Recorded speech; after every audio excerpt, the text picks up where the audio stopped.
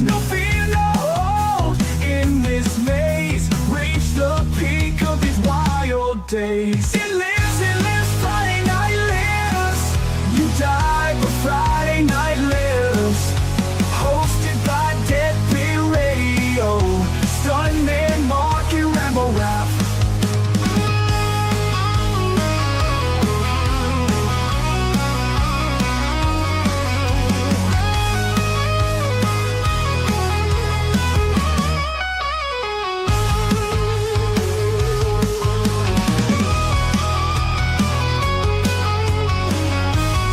I'd like to take this time just to tell you to eat my ass. Fists in the air, the crowds all blaze. Moments that steal the mundane's haze. No fear, no hold in this maze. Reach the peak of these wild days. It lives, Friday night lives. You die, but Friday night lives. Hosted by Deadbeat Radio. Stuntman Mark and Rambo Rap.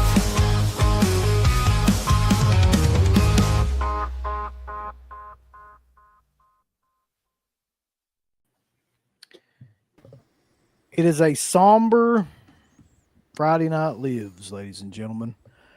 As you can see, or the gang's all here except maybe like except butthole face there. Just in time. butthole face. I resent that. Oh shit. So no shit though. This week has been probably the worst week ever in the history of celebrity deaths in terms of like our era of people passing away. Ozzy passed away first, and then Hogan passed away. And man, like that is essentially two of the biggest idols of our generation, really. I know that like it's really easy to like Ozzy, but it's a little bit more difficult for some people to like Hogan. But regardless, those are two huge like icons. Yeah, that we grew up on. Yeah. Yeah, and go well, ahead. I don't say people say goes in threes. Also, milk of Jamal Warner, just the fact that he died while drowning in a riptide, very young as well. Yeah, that's unfortunate too. Yeah, man. Like when it comes to celebrity deaths, most of the time, I'm not going to say they don't bother me because it sounds like a little, but I mean, these two legit like affected me this week.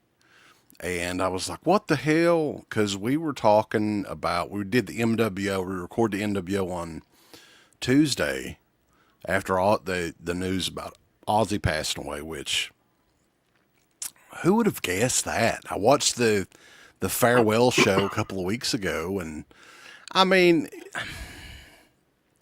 I wouldn't thought he was 2 weeks away from death or whatever.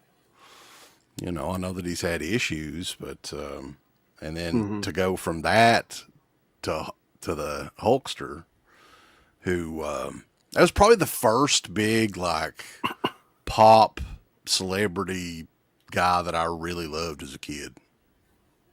So yeah, especially with the, like, for example, for Hogan, there was like conflicting reports of, I mean, who's going to believe Bubba the Love Sponge? I mean, nobody's going to believe that fat ass. that dude is a piece of fucking garbage too. Yeah, he is. But yeah, sorry. No, go ahead. Keep going. I mean, he is. No, he did a show. Like he does a show on YouTube now because like no fucking radio station is going to fucking hire him. Yeah. And he's pretty much patting himself on the back for fucking being right. Like it's like a 4-hour show of these idiots on there, and they were reviewing the footage that they took of them wheeling him out and played that on there. Just a scummy piece of garbage, man. That guy is. So fuck him. I mean, Yeah. I know they had their differences toward like the whole sex tape thing and like all that, and that was like the big falling out. But man, what the hell? You don't do shit like that. It's a vulture mentality for money. That's all it's been. That's all that guy seems to have been, that Bubba guy. So, I mean, you're letting your wife get stooped for money. I mean, that was all. You know what kind of guy you're dealing with. So, Right. Yeah. fuck that fat ass. He's a piece of trash. I mean, his name is Bubba the Love Sponge.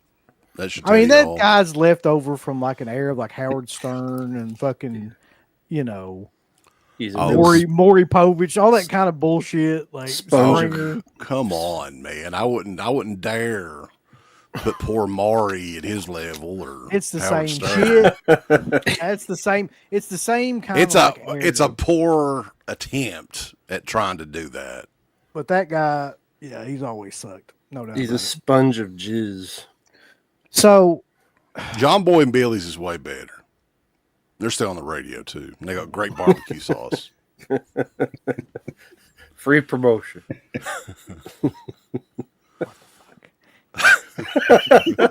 You never had that barbecue sauce? That's some good barbecue is sauce. delicious. It's got some heat to it, Uncle Bill. You'll like it.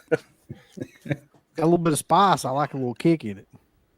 But so, all right. I guess we start with Ozzy first. First of all, that came as a complete fucking surprise because he had just done, you know, the concert, the Back to the Beginning concert, a couple of weeks before that happened. Now, in hindsight, there's two different schools of thought about this. I don't know if I believe either one of them, but one school is there's just rumor that's been going around for a long time that he basically had a suicide pact with Sharon, and like after that show was over with, you know, that they kind of like whatever that pact they did that pact and like she killed him. Basically, that's the theory. That's I don't necessarily believe that one, but I've heard it a bunch of times. There's a bunch of people online that believe it. I think probably more closer to the truth would be he knew he was in seriously bad shape and he wanted to get that concert done. And after that concert was done, it's like when people retire, man. Like they tend to die pretty quick, like after they retire, because there's just not anything to do. That was what he had left, I guess, right? Yeah. And they had him fastened to the chair too. Like I was watching some stuff because you know reflexes. He was trying to get up, and at the end of the show, he was trying to get somebody to help him up, and they help him stand up, I guess, to take the bow or whatever, and he couldn't do it. Which is unfortunate, but You can see though if you watch that he wanted to get up. He was trying to get up, but like trying to push himself up to some sort of like degree to see if he could do it, but he couldn't. That show was awesome though. Like I've rewatched several different parts of that show, and pretty much the whole fucking thing was now let me good. ask you Well, something. good to Uncle Bill, 'cause great. I know you're not an Aerosmith fan or a Steven Tyler fan. It doesn't but matter. I Like, was fucking amazed. Yeah. I mean, could not believe it. Yeah.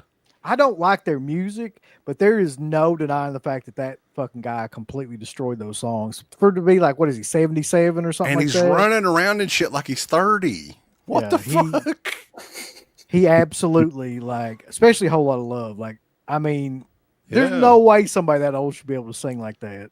It's crazy. Like I was shocked. Right. Yep. And so, I mean, the concert itself was probably the biggest success of any rock star that's ever tried to do anything like look at how many times Kiss has said that they're going to fucking go away, right? And you can't kill those fuckers. And I like Kiss and everything, but damn, man, they've had like 10, you know, They retired kind of tours. wore out their welcome. Yeah, they did too much. And like, look at all these guys like the Rolling Stones. Like, so the fact that he did that and it was really great, like the whole thing was really great. And then like that was it. Like that's it. That's his swan song. And like that to me is like the perfect ending to that guy's career. And then he raises like $190 million for Parkinson's, like off that concert. I mean, how you can't really go out any better than that. When I think they shot like part of they're doing a documentary film, and it's all leading up to that concert or something like that, if I'm not mistaken. So that'll be like kind of, I mean, it'll be bittersweet for sure, ultimately what happened. But yeah, that'll be kind of interesting to see, like, because there were rumors that he was canceling the show, right? You guys remember hearing about that online? Yeah. That he wasn't going to be able to do it. It's almost like he fought as hard as he could to try to get that last show in. I remember there was a rumor there for like maybe a week where it was like people were saying his body won't let him do it. He has to like cancel out, like, and that went on for a while. I thought he'd already canceled it, to be honest. That rumor was already out there, and then it was just like it never happened. So I don't know.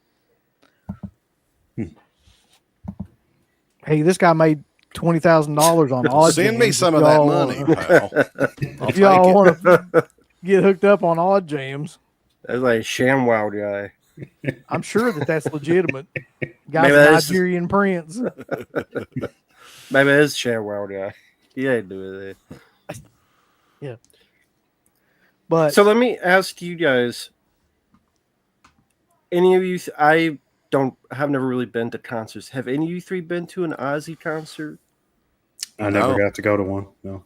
Okay. Reason being is with me in music, like I'm very, very picky with any genre of music.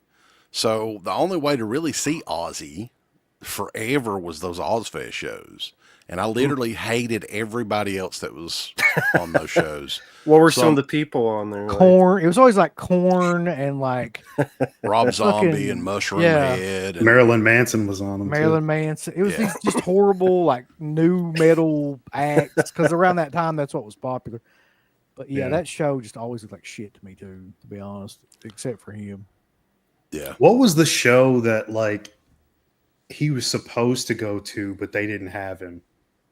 I remember Sharon saying something about like there was a show that they started Ozfest because they didn't want. Oh, Ozzy yeah, at you're the right. show.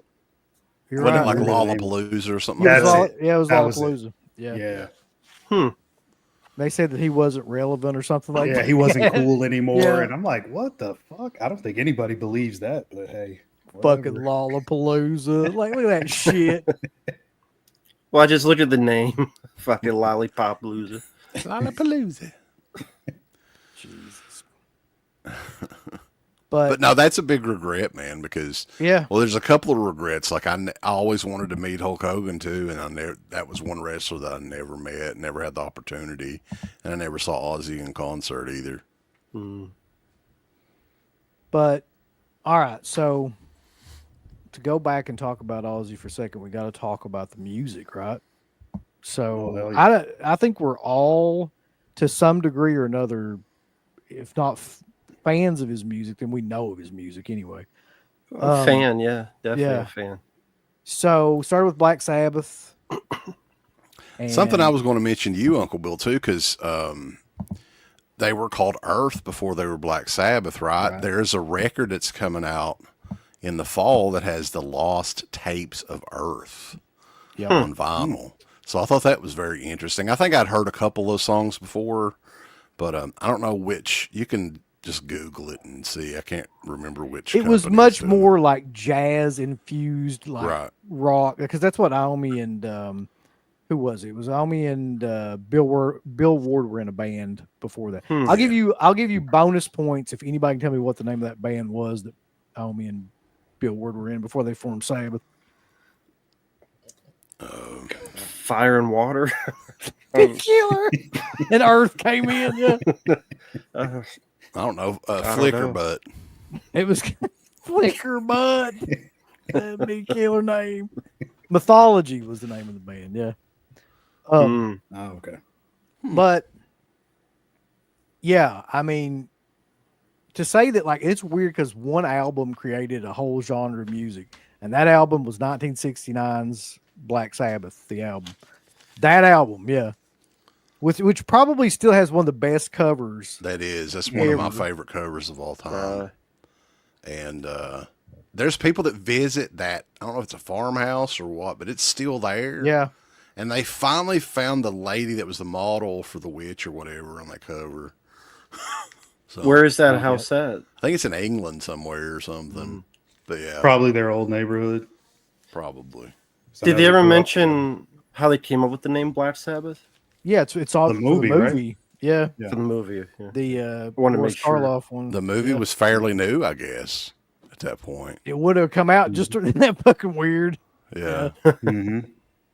Yeah, they wanted to make like scary music or something like that. I think I heard Ozzy say that before. It was either him or Tony, one of them.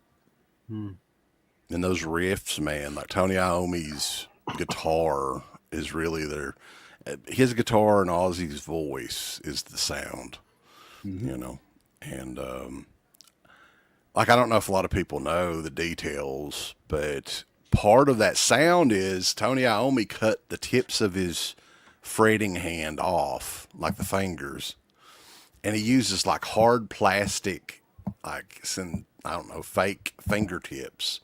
So that helps add to the harder sound in those riffs and stuff. And I always thought that was so cool, because yeah, nobody else sounds like Tony Iommi. And much like Angus Young, like his guitar, he's known for mainly the rhythm and the riffs more than the solos and stuff. Although he does have some really cool solos, but yeah, that great guitar sound here. And it all started with this record right here, man. The Black Sabbath song in particular too. Holy shit. Yeah, that's Right, the yeah. weirdest part about that to me too, is that like, how often does the very first record that come out and the very first song on that record define like your entire sound, and you basically stay with that? You know what I mean? Like that encapsulate what Black Sabbath is in that one song, which is the first song on the first album, and that's crazy to me, like that they did that early on in their career. For anybody that wants to know, that we were talking about that cover photograph was shot at Maple Durham Watermill, situated on the River Thames in Oxfordshire, England.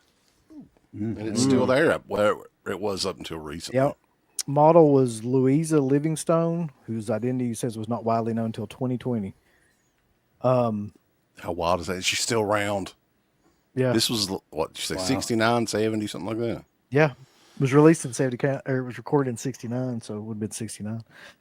Every track on that album is great though, but like, it's not like, other than to me, like NIB and Black Sabbath, the song, it's not like a regular Sabbath album. They're still doing like, They're doing some different blues, stuff. like jazz shit. Like the stuff. Wizard is another one that I always love too, because that's kind of a little bit like what was Earth, like jazz fusion music or whatever. That's what it is. It's just kind of like a continuation of that, but with different lyrics. Yeah. Yeah, and Ozzy played the harmonica, man. How cool is that? Real quick before we transition on to others, like I want to get these super chats in here because there's been a couple of them that I've overlooked. Movie guy says "Rock On in Heaven," Ozzy. Indeed. Of course. I don't know. Hopium says Happy Gilmore 2 equals a total piece of shit. Don't know why I was expecting anything good. Yeah, that was out. That's out on Netflix right I now. have no interest in ever seeing that. How about being depressed? Yeah, that made me more depressed than talking about Ozzy dying. Hear about that movie. Bobby says, what if CK came in the stream with 3 half-pound Arby's roast beef? Hell yeah, man. With loaded curly fries and chicken sandwiches, one barbecue. And just ate it right in front of every one of y'all and say, fuck y'all, I ain't getting none of it, boys. I got extra cheese on this roast beef. Oh my god! Instead of curly fries, I like the fucking tater cakes, though. Those are better than the curly fries. I was going to say, do you even like Arby's? I like they got a brisket sandwich that's actually really good. If you've never tried that, but No, I didn't know they had one. Arby's is very expensive, so I don't go there that often. You know what we ate tonight, though, Uncle Bill? We got some sushi, and they put caviar on it. It was a new kind that we tried. La, la, la. First time I'd ever tried caviar, and I couldn't taste it at all. It didn't taste like anything. All the more reason not to You use old- it all. Fancy bitch. Caviar. From all those deals with Warner Brothers. I don't think caviar. Yeah, well, yeah.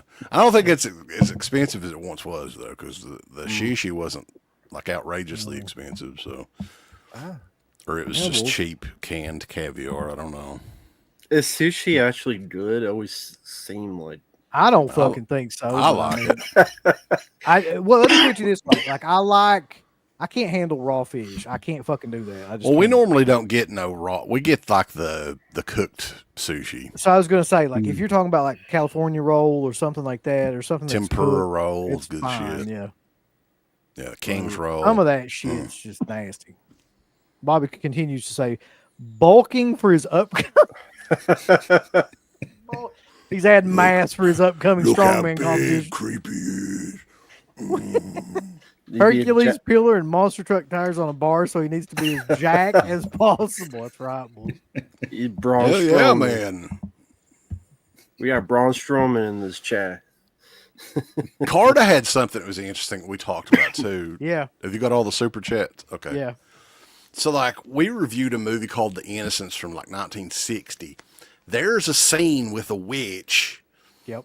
in this that looks exactly like the cover of this. So I've always been curious if they got the idea of the cover from that movie, because I knew they were fans of horror movies, right? Exactly. Yeah. But yeah, if anybody's interested, go and check that movie out and watch that scene, and it does look eerily similar than shot. So some really weird. Well, it's not weird, but to me, it's just fucking amazing. So right after that, Hipster Uncle Bill. what is it? Fuck you, hipster Uncle Bill. What? That's super chat. That's not what it is, brother. Oh. Congrats. So there right goes Zach to the after- Dead. That's why I didn't see.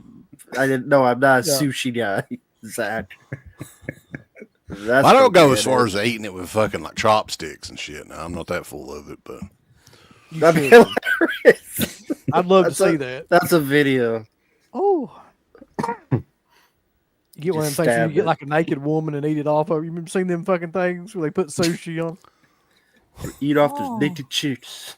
You I'd probably be scared it was the sushi, or was there? Did she need to wash her pussy out or something? I don't know. I'm sure.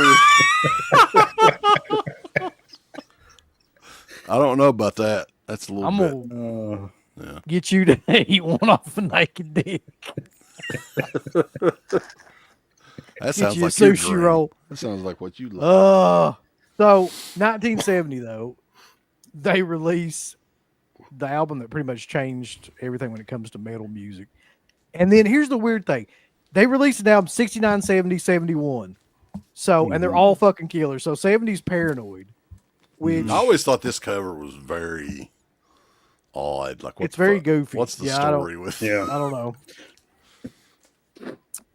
But that a lot of people think that's their best record. A lot of people think that's like the classic Black Sabbath album. I don't think so myself, but like I think it's a great record. I don't think anybody could ever deny that. My favorite little known Black Sabbath song is on this record, though. Which one? What's Planet that? Yeah. Caravan. Oh yeah. Really? The Okay. moody, like, I don't know. I always love that song. Like, it's a song you could almost go to sleep to. Not your typical Sabbath song. I'm curious too. Okay, so Paranoid, I'm gonna look at the track listing for Paranoid because pretty much every song on here is fucking amazing. So you've got War Pigs, Paranoid, Iron Man, Planet Caravan, Electric Funeral, Hand of Doom, Fairies Wear Boots, and Rat Salad. I mean, that's like a greatest hits package, really. Mhm. What I always loved about Sabbath, too, is there were so many different parts in those songs. Like, they would have Yes. the breakdown part. They would have, like, a amped up solo part, and then they would get back in the groove of things. And, like, one of their songs is, like, 4 regular songs. Yeah, there's always like multiple parts to those songs. Now, 1971, they released the album I think is probably my favorite Black Sabbath album, Master Reality. That's another one that I think that they really like the production value on that one was a lot better. And also, like, it's just the riffs in that album are fucking crazy. So, that one has Sweet Leaf, Children of the Grave. Mhm. And then the closing 3 songs are probably my favorite closing 3 songs of any album. You got Lord of this World, Solitude, and then Into the Void. Crazy. It's crazy how good that album is. Well, all 3 of those, really. I mean, they're on a roll here. So, right? Yeah. Like, all of these albums, their classic, what was it, first 4 or 5 records came out within 4 or 5 years. Yes. if I'm not mistaken. So that is nuts. I think all that Yeah. music was made in that short period of time. So I'm curious, what age did you guys find out about him? Was it very early on? I would say high school for High school, sure. okay. Yeah. It was actually, I think, Uncle Bill and another friend of ours, Jared, who was into that harder music, which I knew. Like I knew what AC/DC was, and like Leonard Skinner was big around here and everything. But my dad was more into like country and bluegrass and stuff like that. So yeah, it's probably around high school age. I learned who these people were. We learned who Ronnie James Dio was from Jared. I'm like, who the fuck is that? Right. I didn't know who that was at that time. And but we yeah. made fun. Here's the funny thing too, because this is kind of Sabbath related, right? Made fun of Dio for years for Jared, and like, what the fuck, that little pussy Dio? Look at him, he's singing about rainbows and fairies. Look here, That's exactly what we did. But get this, because we only knew him for his solo stuff.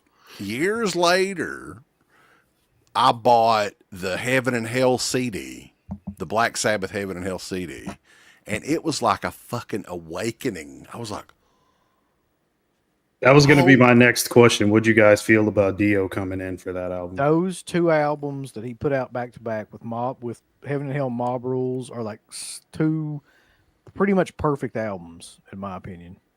I would agree. I have no earthly idea why they got rid of him, but I don't think they point- got along.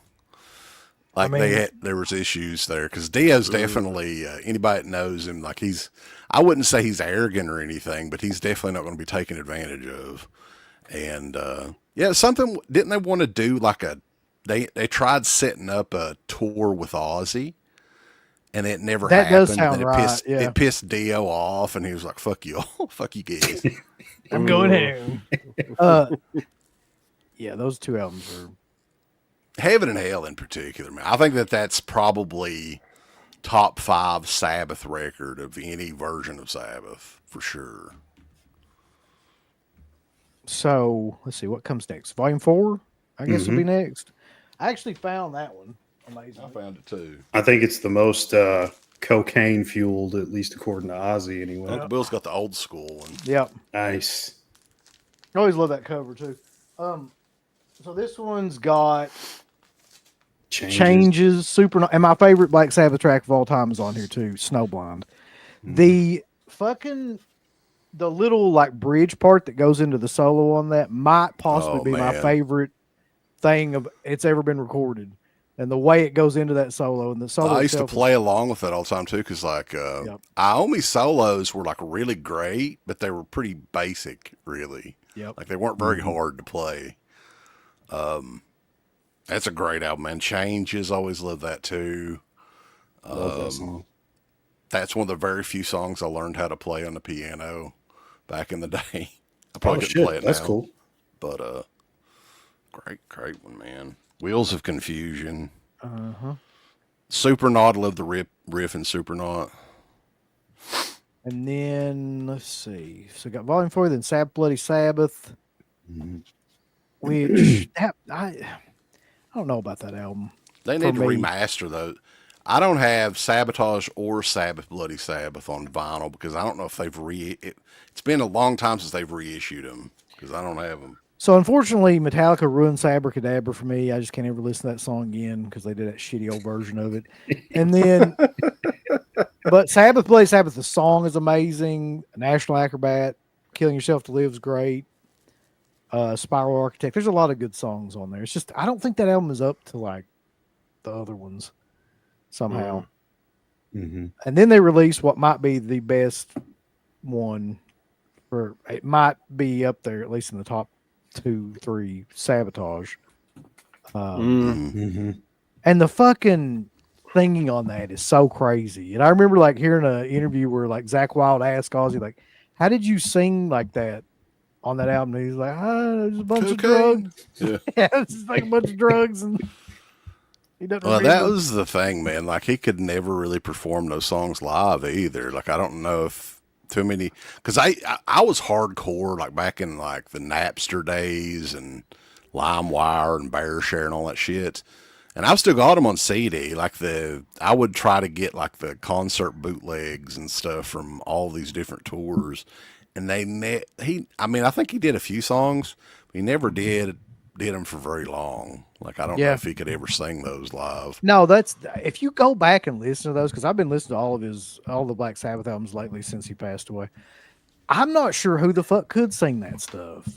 Like, you would have to be. I mean, it's so high. Like, Right, and I don't yeah. mean high like in drug levels. I mean like Well, that too, but yeah. yeah, it's so high both ways. But the pitch is so high, man. Like, there's no way.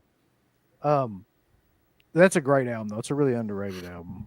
And then After that album, did Yeah. they try to actually get off? Like, did they go to rehab or something? What happened? It probably makes sense that they did, because the next album sucks. The next album is Technical Ecstasy. So they probably went to rehab and then fucked everything up. Look at the fucking cover too, man. How do you go from some of those killer ass covers to what the fuck is that? Right. What is that? Is that a bunch of plates? What is that on the left? Yeah, see, that's the thing. Like, those covers, man. I love all the 80s Ozzy covers. Those are some of my favorites. I mean, Yeah, people might yeah. shit on Bark at the Moon cover, but I still think it looks cool. Man, I need love to it 'cause listen they to. just. Oh, go ahead. I need to listen to this one again, but I think this is the only Black Sabbath album that I don't like any song on it. Let me see what the track listing is real quick. Rock and Roll Doctor and Dirty Women are the only two songs I know on that album. Yeah. Yeah. And then, of course, I think the next one's their last album, which is Never Say Die, which fucking sucks too, unfortunately. There's one pretty killer song on it that I always liked. The What's that? Junior's Eyes, I think, is on that one. Is that about It's not a Carol Sabbath Locatelli? song. Yeah, that's why I always liked it. Junior, boy? It's a duet with Ethel. Yeah. How do you guys feel about 13? Oh, go ahead. Oh, the fuck! Oh, that is right. The reunion record, yeah, Right, yeah. the 13th album. I don't think I've ever listened to it all the way through. To be fair, to like say anything about it, I wouldn't really know. I remember it being like, I mean, it was good, but I think part of that Sabbath sound was gone because they were like, the equipment got too good. It sounded too crisp, too clear and everything. And a lot of, like, I don't know what equipment Iommi used, like probably, just some of that old, like an old orange, didn't they use orange? He used Laney amps, I think. Okay, but like it sounded way too like processed and digital, like modern, and I didn't really like that. Yeah, I mean, I can this is see the that. thing. There's no way to go back and replicate that sound. People have tried to do it today, and it never works if you try to do it. It's like that's just fueled by like cocaine and like bad recording studios, and just you can't. They don't exist anymore. Like that era is gone. Like you can't replicate that now, unfortunately. Okay. Before we get into the Aussie stuff, though, I want to do like the rest of these super chats for sure. Bobby Braun Strowman, Brian Shaw, and Eddie Hall. CKSR Brian Shaw. I don't know what that means. I don't know who Brian Shaw is. No, I know he's a strong man. I know him because there's a video that he did a tug of war with a lion. It's like Oh, shit. He's like CK. he's a tug of war. I and don't think I fucking can lion. do that. No. He wanted this a lion. Hey Rambo, how's your friend Fabio doing? He's probably busy. I don't doubt it because he has a job. Nah, he's on YouTube jail. Oh, He says that it wasn't supposed to, Well, like that he usually sucks. does. But it's YouTube, I gotta call Warner Brothers. Maybe they work with YouTube. Yeah, my Warner Brothers connection. this is gonna be difficult, man. Top 10 favorite Black Sabbath I'm not songs. doing Oh that, my I'm God, sorry. no. Wait, how about 3? I can do 3. Yeah, 3. 10 would be. I mean, I could do 10, but like it'd take forever for all of us to come up with 10 songs. Now, do you mean Sabbath or also Ozzy solo? He's saying Sabbath, so we'll see. That'd be about that. just as hard. The Ozzy solo stuff, man. Yeah. I couldn't do that either. It'd take a while. Three with the All right. Even three's tough for me. I know mine already. I'll go ahead. well, tough, Mark. You don't do it. I just thought of them. So my number 1 would be Snowblind. I already said that. My number 2 would be Hand of Doom. And my number 3 would probably be the song Sabbath, Bloody Sabbath. I'll go with Snowblind is probably my favorite too, honestly. And I'll go with the Black Sabbath song That itself. would be one for me, yeah. And, jeez, I don't know. Let's say Changes. We'll do that one. That was going to be one of mine. So those are 2 of mine. Black Sabbath, Changes. 3. That's so tough.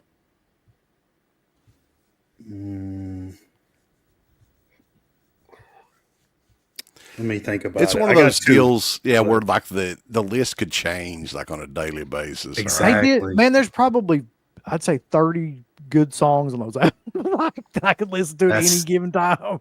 Exactly. Yeah. I got 2 for now. Rambo, you go ahead. You'll come back to me. Nah, I'm not doing it. You do it, Mark. Let's do it. You don't have any? No, it's hard to pick. Iron Man. Oh, okay. I know it's the typical one, but I always loved Iron Man. That'd be my favorite. Changes would be number 2, and number 3. God, I could pick any of these for number 3. It's a lot to choose. I mean, those are at least my top 2: Iron Man and Changes. If we're including Dio songs, Oh, man, you can't put Dio in there. Wow. That's too fucking. You know what? It's complicated more. he mentioned, Heaven and Hell. Heaven and Hell is one of their very best songs too. Sign of the Chi- Southern Cross, like, Children of the Sea is one of my all-time favorites. Well, okay, if Dio's in there, I love the song "I." yeah. Yeah. That'd That's be the my top Humanizer, 3. isn't it? Yes. Yeah. Die Young is another killer song too, man. Die Holy young. shit. You gotta die young. Yeah. Can't you see the writing on the Aside from wall? a song or two, though, like the Heaven and Hell album is Dio, Black Sabbath greatest hits. Really, like that whole album. It's Yeah. insane. I think I Mob wouldn't Rules is an amazing song, though. If you listen to Fools, the Mob Rule. I mean, how the fuck? That's a great line, Yeah. man. Mhm. It's a great song, too. When Sign of the Southern Cross is really good too, but I almost get the impression that hey, let's make another one like Children of the Sea. I mean, it just Probably, it was- yeah. I love Sign of the Southern Cross, though. National Acrobat is such an underrated song. Pretty much all their shit is underrated. Like, even if you don't know it and it's off those first, like, 5 or 6 albums, it's fucking gonna be killer. But Coscarelli did direct the Last the in Dio, Line, yeah. music video. How crazy is it that Dio has been gone for 15 years? that is fucking crazy. How long has Yeah. Lemmy been gone for now? Lemmy's been gone for probably close to 10 years at this point, I think. It's a shame, man.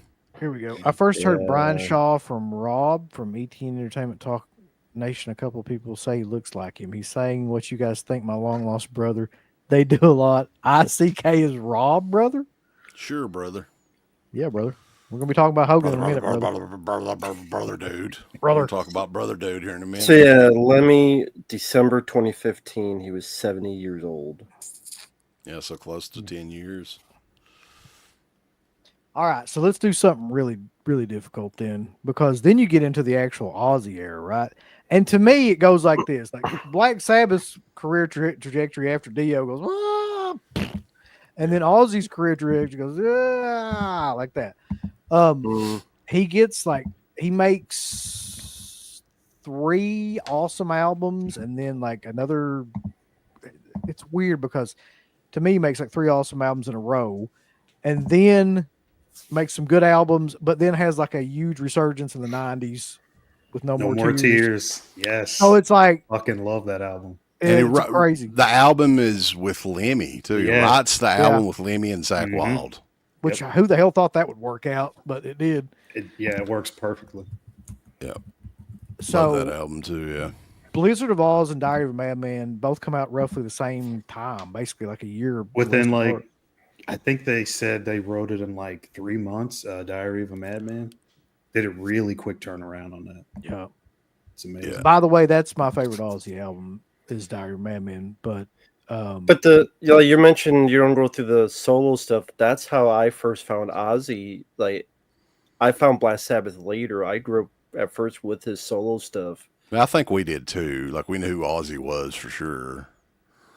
I think did, at probably least. No More Tears would have been like because that would have come out right when we were in middle school or something. So that had to be like probably the first. I think the first time that I ever heard an Ozzy song that I liked was the song that he did with Lita Ford. It was it was a gigantic hit. If I Close My Eyes Forever or whatever, it's like a duet song. Right. So that was the first time that I ever, I don't know what year that was, like 89, 90, 91, Something like that. Mm-hmm. Lita Ford was hot as balls back then too. Jesus Christ. Yeah. But the weird thing about the Ozzy stuff is it's completely different than the Sabbath stuff, but it's still equally as good in my opinion. Because Randy Rhoads basically creates a whole new subgenre of music with the way that he plays. He's playing like neoclassical, they call it now, but that like kind of like infusion of metal with classical guitar. And he's insanely good, even for now, for today's incredible. Era, he's insanely good. Well, From back then, he was like, as long as it had been since he played, those first two records. Look at the songs that are on those first two records and the mainstays that stayed in his set list for 45 years or whatever it was. Like I don't know, Crazy Train, Goodbye to Romance, Suicide Solution, Mr. Crowley, right? All those was on the first album. Yep. What a way to open Blizzard of Oz with I Don't Know. I love the energy of that song. Like, man, it's so good. And I think he said immediately he knew Crazy Train would be a hit. I mean, which is obvious. Makes sense. The one on that album that always gets me though is on Blizzard of Oz is Mr. Crowley, just because the intro to that song is fucking and that epic. solo too. And the solo, my God. But I love the way that it just drops out. If you listen to the record, like it's that long keyboard synth intro, and that shit just completely drops out, and the guitar comes in, which is with one of the greatest riffs too. And then that solo is kind of famous now. With how I mean, that's your audition, I think, for future guitarists is to play that solo. And how do you pull the solo off? Because when people first heard that solo, they thought it was like two guitars or something, if I'm not mistaken. Like a lot of people I've watched him play it. Like if you can watch him play it live, and it's insane to watch him do it. It doesn't even look like it should be able to happen, but it does. And what's wild is it's like, and I didn't think about this, but I was, I think it was an interview with Zach Wild that I watched not too awful long ago. There's no live video footage like from concert of Ozzy and Randy Rhoads. I think that they said that there's like some studio footage, but like that's how brief. And those songs that in that year period of them working together, that's just insane. And I'm like, wow, I didn't realize how brief of a period of time those two had together. It is crazy. I know that. Well, Ozzy was obviously self-medicating anyway, but I know he said it, he's still to this, well, not to this day because he's passed on, but up until he died, he did talk about how he felt so guilty about what happened to Randy. Like he blamed himself quite a bit, which, that's unfortunate. I would have loved it if Randy was still around today. I could just imagine all the crazy shit he would have come up with. Yeah, I mean, he was one of the, and to this day, man, I was thinking about this the other day when I was listening to this album. I have never to this day heard a song that sounds like Diary of a Madman, the song Diary of a Madman. I love except that fucking song. Like the chord progressions in that song, I've never heard another song that sounds like that. That closes the album, right? Yes, if I remember. Yeah, that's the last song on the album. Perfect. Well, the way that song is I don't know, the progression of it or whatever you want to Yeah. call it. It's almost like an amped up classical music song, right? And It's a a weird Vivaldi time song or something signature like too. that. Yeah. Like the drums in, I don't even know what that time signature is, but it's just everything about that song is disjointed to fit with the idea of like a madman almost. And like the chords are weird, the timing's weird, but it all like works perfectly to me. But both those albums are great. So we got a request here. I don't know if we'll be able to do this either, but we'll see. Vanderhoff wants us to do the top 5 Ozzy solo deep cuts, no hits, no Sabbath.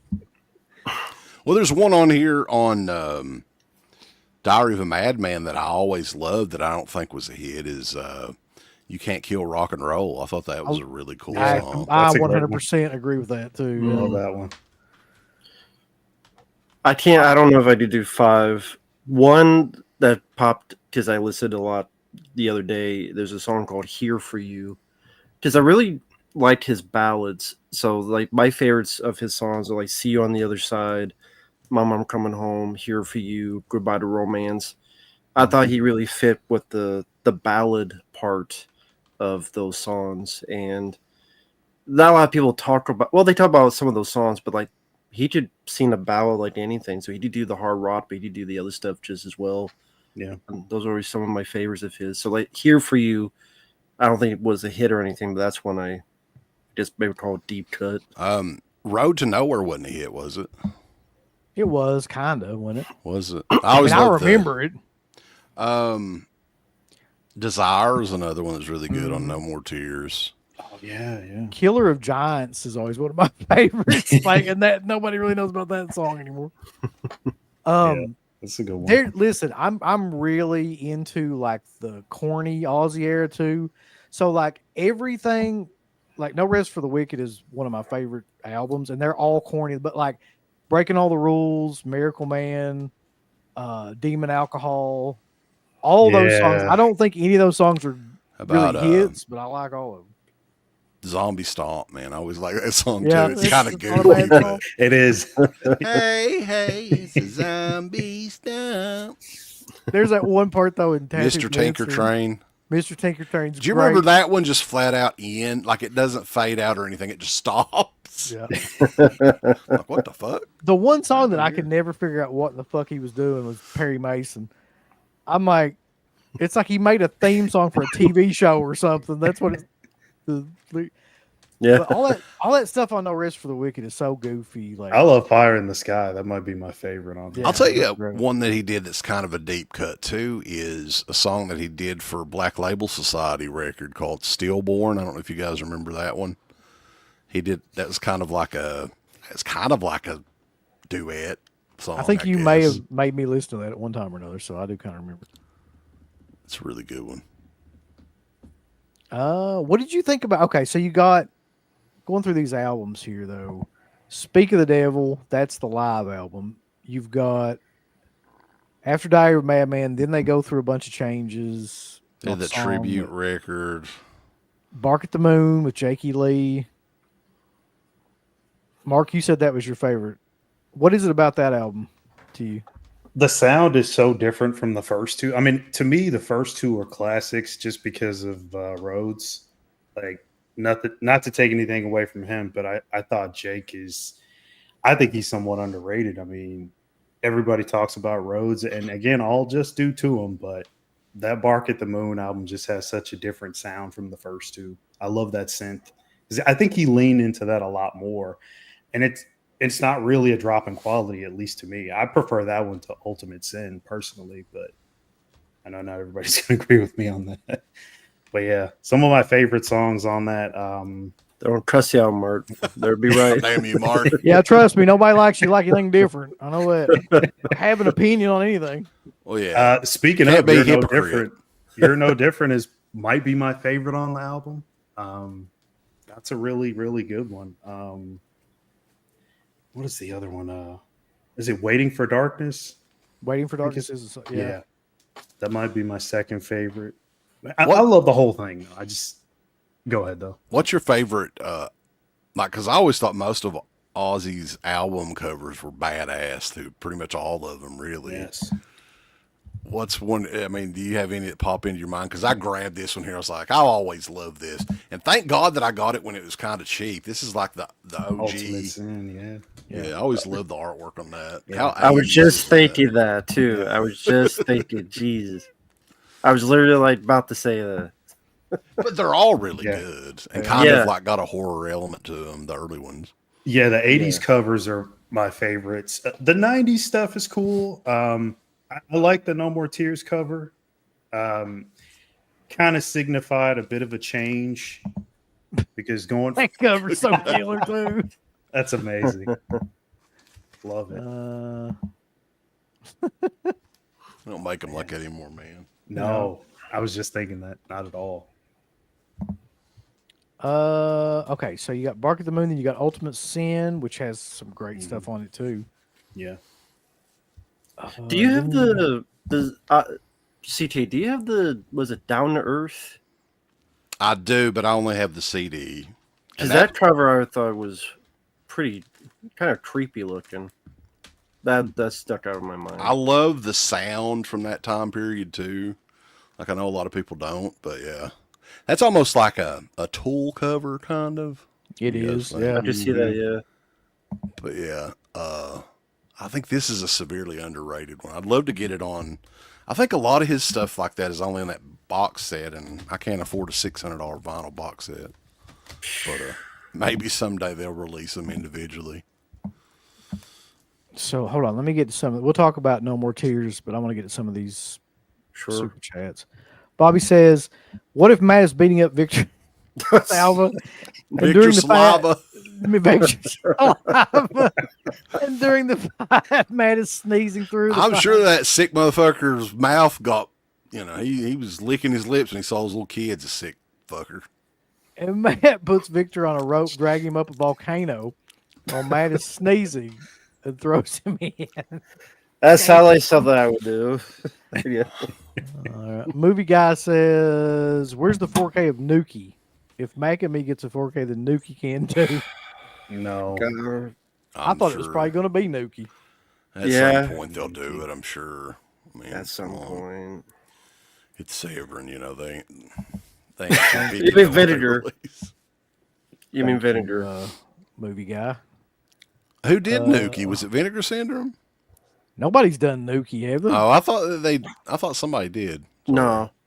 I thought Where's that the they were. 4K of Axum? What's that? Isn't that a tag team in NXT or something like that? Yeah, Nah, that's what he's talking about. You're That's talking what about Fraxium. Oh, okay. It's pretty close though. that's one of the worst, but kind of funny slasher films from the 90s. Victor Salva can indeed rot in hell. And Of course. hell. All right, so 1991, No More Tears comes out, and it's probably one of his best albums. He won a Grammy, I Yeah. think, didn't he? Wasn't this a Grammy award-winning record? Let's see, did he win a Grammy for this? It seems like it would be something he would win a Grammy for. He should have if he didn't. I think he did. Yeah. Or he was nominated or something like that, right? That's in my top 3 Ozzy albums. I love that one. Yeah, it's a great album. Yeah. I can't find that he won a Grammy for it, but he. Okay, so you got Mr. Tinker Train. I don't want to change the world. I don't want the world to change. Mom, I'm coming home. No More Tears, the song. Which The is song cool. No More Tears is badass. Yeah. And that fucking solo is right up there with one of the best solos. I don't care if I know people hate on Zach all the time, but holy shit, what a solo. Road to Nowhere, Zombie Stomp, Hellraiser, Hellraiser. Motorhead did Hellraiser as well for Hellraiser 3. I actually prefer Motorhead's version, but Me too. I mean, both I of like them. the Ozzy one though too. Yeah, both of them are great. It's something just about like that. Lemmy's voice with that song works Yeah. perfectly. What's funny, I know they did an official one later, but a fan put the two together and it sounded really well. Just like Ozzy did it, Yeah. and Lemmy did one. I know they did it officially, but like the fan one actually sounded better. The fan edit. Yeah, and that's a good song. I don't know if you remember this. Somebody's asking about Mama, I'm Coming Home. Yeah. If we've listened to it since he passed away. I have not. As a matter of fact, like I I tried listening to some of Down to Earth, and I just couldn't, man. Like, I don't know what it was. And I was like, oh, I'm going to catch up on some of these records and listen to them. And Maybe I just too couldn't. soon. I couldn't do it. Yeah. And then even, a little bit later, I'll talk about the they did a tribute thing earlier tonight on SmackDown, and dude, it was like 10 minutes, and I had to look away. So when we talk about horror movies and stuff, like I usually do like some form of research and have notes and everything else.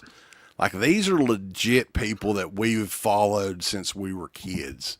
So like, I don't know. It is a weird thing. Like it's, when it comes to celebrities, these two in particular were like two of the big ones, like for me and Uncle Bill at least.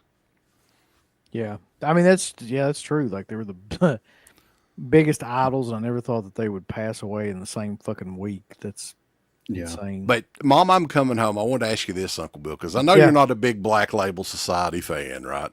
But you did go with me to a concert, and I always thought this was one of the coolest moments of any concert that I've ever been to. So Zach Wild, the guitarist for Ozzy, for like his last, I don't know what, 30 years pretty much. Yeah, He does like an acoustic set where he's just playing the guitar for like 30 minutes or whatever. And this was a smaller show. There was like maybe 3,000 people there or something like that, if that. I don't even know if there's that many people there. But he started playing Mama, I'm Coming Home, right? So you're like, oh, they're going to play, he's going to play the song and sing it. The crowd, and this is how, like, well, and this is not even one of Ozzy's bigger songs, I don't guess, right? I mean, it's one of the big ones. The crowd sang the entire song. He played the entire song on acoustic guitar, and the crowd sang it. I always thought that was like a really cool moment. I wish we had a smartphone back then. We could have recorded it, but yeah, that was when we were just living in the moment back in the day. that's true. Still Wish we remember had it a- though, like it was yesterday. I wish we had a smartphone for that fucking Nashville Pussy concert. That'd been insane. You wouldn't to have been able to see hear that. any of it. You couldn't hear anything. It probably would have Somebody fucked the probably microphone broke up it on the phone. over our fucking heads or something too. Yeah. So there's no more tears, and then you're right though. That's got to be like the best modern, if you want to call it, like Ozzy album. The title track too. Yeah. No More Tears is You didn't talk about Amazing. No Rest for the Wicked, did you? No, Wasn't that I just said that's one of my favorite albums of his. I but think mean, that one was the first one with Zach Wild. Yeah. yeah. And it's great. It's just very like 80s corny, like fucking. They were trying to almost make what sounded like, glam rock. Crazy. Yeah. That tattooed dance for me, bitch. Then it's got demon alcohol. There's that part where it's like demon alcohol. I'll get you. He was just Yeah. having fun, man. It's just goofy. That's like what it the seemed like. whole crazy, baby. That was the fire ants talking in the music. That must have been the height of like just really good cocaine or something in the 80s for him, because that shit was wild. And there was a local radio station. We got a pretty good rock station for Eastern Kentucky. It's 103.1 FM in Pikeville. And the day that Ozzy died, it was all Ozzy the entire day, like the rest of the day. I thought that was cool. I don't Now- know too many other people they would do that for. They do the same for the Sirius XM channel. It's Ozzy's Boneyard. Nothing but Ozzy. Freaking the next album though is the one that I really, really remember, because number one, it was like the anticipation for it was huge because of No More Tears. But then also, like, we were just around in like high school coming, or like around that time period when it came out. So we were all into that style of music to some degree or another. And that was Osmosis. Widely regarded as not being one of his better albums. And when I look at the track listing, I can kind of see it. So it's got Perry Mason. It's got I Just Want You, which I really think that's a cool song. See You on the Other Side. See You on the Other Side. That's a Lemmy song too.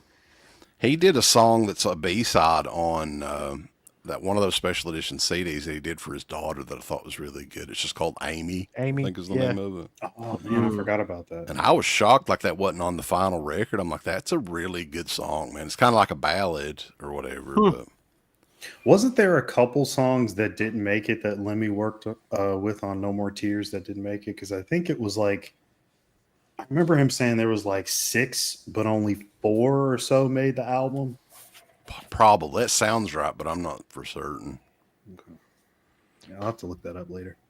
But I remember that album. I had that album like right when it came out. I remember like being really excited about it. I always And it loved was- the cover too. Yeah, it was. I good would for its totally. time. That's another one I would totally buy on vinyl. But yeah, you got to buy the big $600 set. Justin Jack, Amy is his daughter. Yeah, I thought I said that was his daughter. Yeah, you you did. Jackson Jack's taking some of these gummies like he's Baby hiring Apples. Food City's groceries right now. Also, though, before we get into like studio albums and stuff, he did some live albums. The Live and Loud was a big fucking deal when that came out too. I think that was like right after No More Tears. And you remember the initial release of that? It had like, I always thought that was so cool when I saw it in the store. It was like almost like a metal cover. Do you remember that, Uncle Bill? Oh, I think yeah. it was metal It actually. was, yeah. Yeah. Let's see. Down to Earth would be next. The next studio album. Yeah, it To was a be good honest, 6 years later, I think. I don't remember that album that well. What? I'm sure you got it there. What's on it? There's only like 2. I think he had, Dreamer was on the Dreamer. yeah, and then Yeah, that makes sense. Gets I like Me that Through, I think, was the first single. And those were the only 2 singles, I believe. I always liked this album, though, man. Like, Facing Hell is a killer song.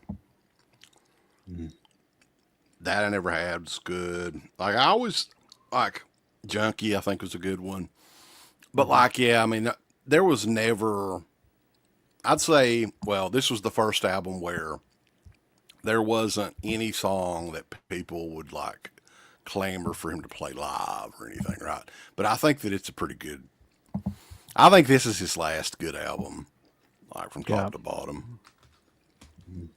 And then you got Black Rain and Scream, and the less said about these later albums, probably the better. Really, like there's not a lot of good stuff. I think the worst one was it Black Rain? That's Yeah, the one that was I didn't yeah. like anything on it. Yeah. That one So- I liked. I liked that one. That's where I heard "Here for You" and stuff. I like Black Rain. Let's see. I don't even know what the fuck's on there. Is it? It's Black You Rain. can't Is hardly that see the, this, but yeah, this is the CD. That's the cover one, isn't it? Like Black Rain, where he does cover songs. Never going. No. No. Never Gonna Stop is like the big song that I guess the single that was on it. Do you remember that? Wasn't that WWE? It was like there was a pay-per-view they did. I Don't Want to Stop. Probably. Yeah, I don't want And, to stop or never going to stop or something like that. I don't like. Yeah, that I Don't song. Want to Stop. I wanted him to stop playing that song when I heard it. Honestly, but that song is awful. Yeah, I'm not a fan. I haven't listened to his last album though. Patient Number 9. Does anybody listen to that? I've got it. I think it's pretty good. Like I think the last 2 were actually pretty decent. But yeah, I mean it was Ozzy. Like he wanted to. The first one is when he found out he was sick, and then he hurried and did another album because he knew he was on like borrowed time. Right, he wanted to make some new music, and 2019 and what was it, 2022? Yeah, He did them 2022. Yeah, pretty close together. that sounds right. Yeah. Yeah. And Ordinary Man is a really good song, Yeah. I think. Yeah, that's a pretty killer cover there. Mm-hmm. All right, so I got a question though about some of this shit real quick. So like, who were your favorite members? Could be like drummer, could be bass player, could be guitarist of like any of them. Just Ozzy, or are we talking about Sabbath as well? Well, Sabbath is the original group, right? Like it was pretty much the same guys, aside from who was it? One of the opposite guys. They replaced Bill Ward, Vinny, or one of those guys, or was that Dio? I guess I like Zach Wild. That's the one that comes to mind for me. I would say like the whole lineup from No More Tears era. Like Mike Borden was the drummer, right? He was really good. And he stuck with him for a long time. I think he was still playing like whenever Down to Earth was out. And yeah, Zach, always liked Zach Wild a lot. I like Jay Keeley a lot too.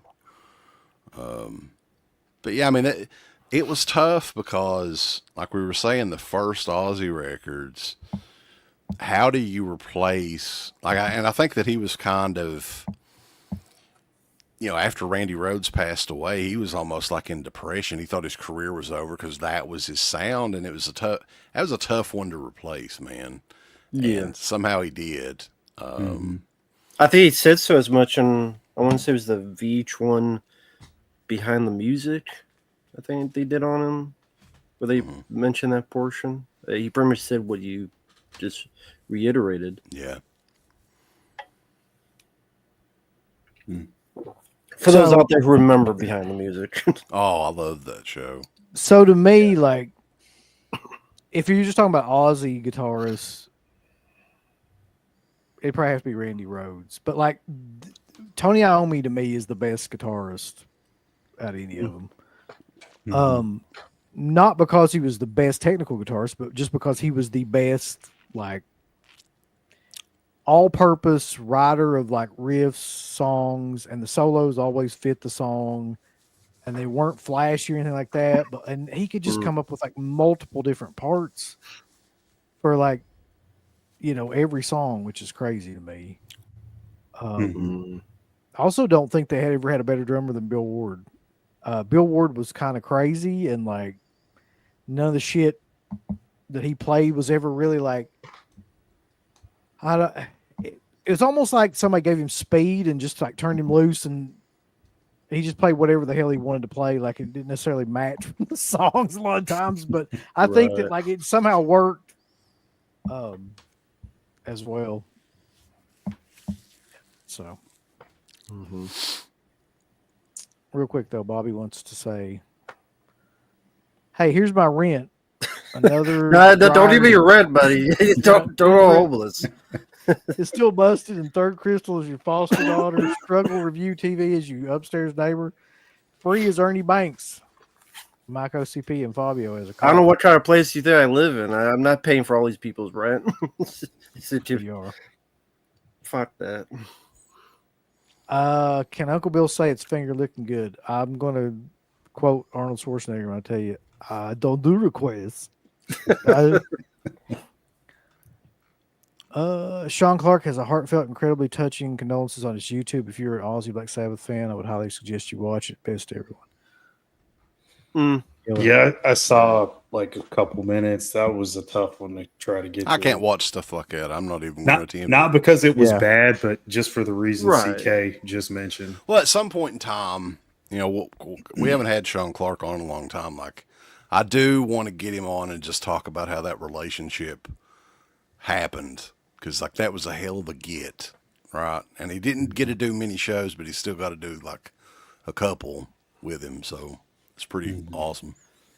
And yeah, movie guy. I mean, I always forget he had the bicycle accident. Was it motorcycle, bicycle, ATV or something, or ATV? I think He had it was the an accident, messed up his spine, and his ribs and stuff. Yeah, and since then he had trouble standing, walking, surgeries, which I don't think they all went the greatest. We do need to know what Demon Dave's favorite Sabbath album is, though. Okay, so is that really him in that heavy metal? Yes. Yeah.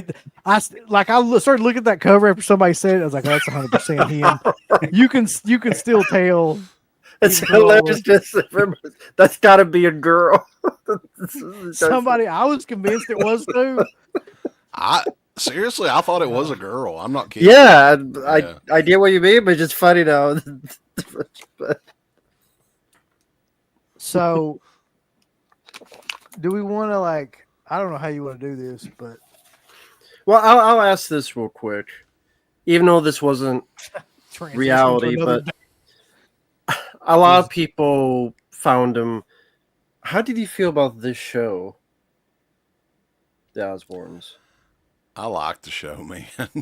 I did too. I There were liked some it. fun moments in the show Yeah, for sure. the first season was the best. Yeah. Right. It's just that thing. At that time, all those shows, every show was like that. They were doing so many reality shows like that. It's just But this like is a probably weird- the best compared to the Gene Simmons one. I and- think Oh God. Oh, yeah. I think the thing that show did that helped Ozzy is it kind of humanized him, right? Because Yeah. up to this point, he was the Prince of Darkness, and nobody really knew how he was in real life. So, great idea for somebody to have an early reality show. But yeah, I always loved the show, and it is one of those shows that they do. They have an Osbourne's YouTube channel where they would go back and talk about parts of the show and stuff. And I think they're still doing premieres of some of those or whatever. But that's just a fun one to actually even just go back because it's like a time capsule. Yeah. Of that. It didn't early last that long, 2000s. right? 3 seasons, I think. 4 seasons. 3 or I think 4. it was. Oh, okay. I thought it was 2 seasons, but yeah, I mean, obviously, of course, a lot of it is staged, like a lot of reality show, but it is fun, like you said. Sharon, Yeah. Dirk, it's fun. I actually do really like Alice Cooper. Alice Cooper was talking about Ozzy's death here recently too. I've actually seen him live. Yeah. And it was a great show. Alice comes up here, pot every once in a while, boys. Pot, rock and roll. He seems like a nice guy, Alice Cooper, like a gentleman. Yeah. I don't know. I mean, I've heard some Okay. heard some things. I mean, I haven't personally met him, but a friend of mine has, and it wasn't the best experience. From I remember you talking about that on something, Mark. Yeah. Yeah, he met him at a con, and I think but that's the thing, though. When you approach a guy like that, I mean, he's had his ass kissed for 30 plus years, that's true. So going in That's like why that, he probably should have expected the worst. I keep telling people, and I'm serious about this, do not meet these people. Just keep in your mind what you think they are like, and do not fucking meet them. Like, it is not worth it. It's really not. I'm going to put this up here because I would like for CK to do his Ramones impression. I love the Ramones. I don't think that CK likes the Ramones as much. No, I hate the remote. All that music need to be buried in the cemetery. You just go, hey, oh, doodly doo or something. You my God. sound like Sloth from the. Oh, you guys, let's go to that. Jesus. Do a cover. To my baby. CK, you got to do a cover just like that. Just sing like that.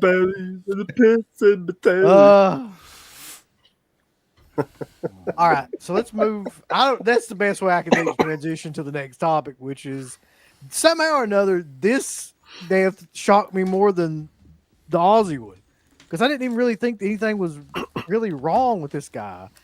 But and you can stop me if this is wrong, but my understanding is Hogan, he had heart surgery.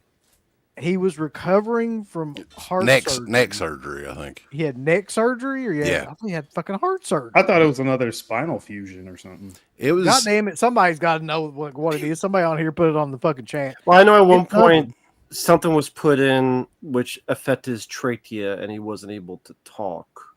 Because that does happen when you put the trachea in after surgery.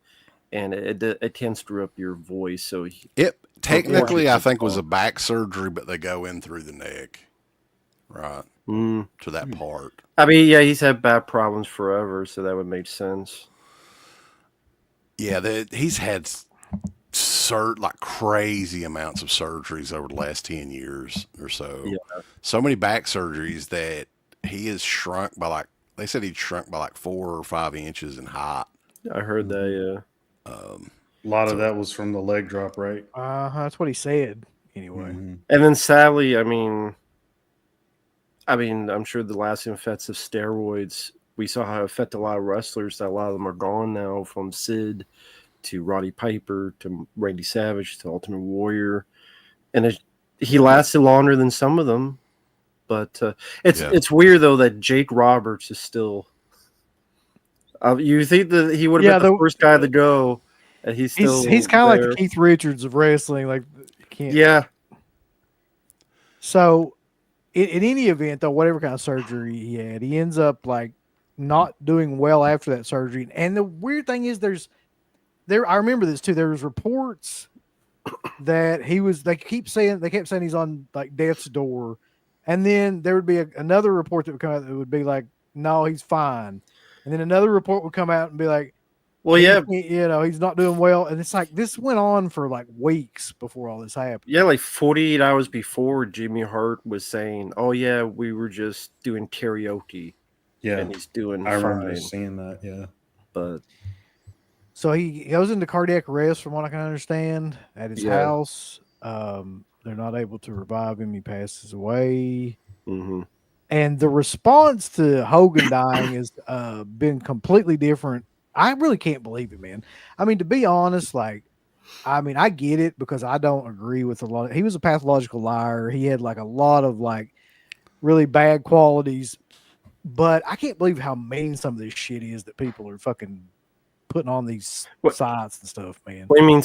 Are you talking about just like Facebook or stuff? Or I'm talking about like under videos about him and fucking on Instagram, Facebook. I haven't seen anything. I don't want to. I mean, I've seen people comment and leave.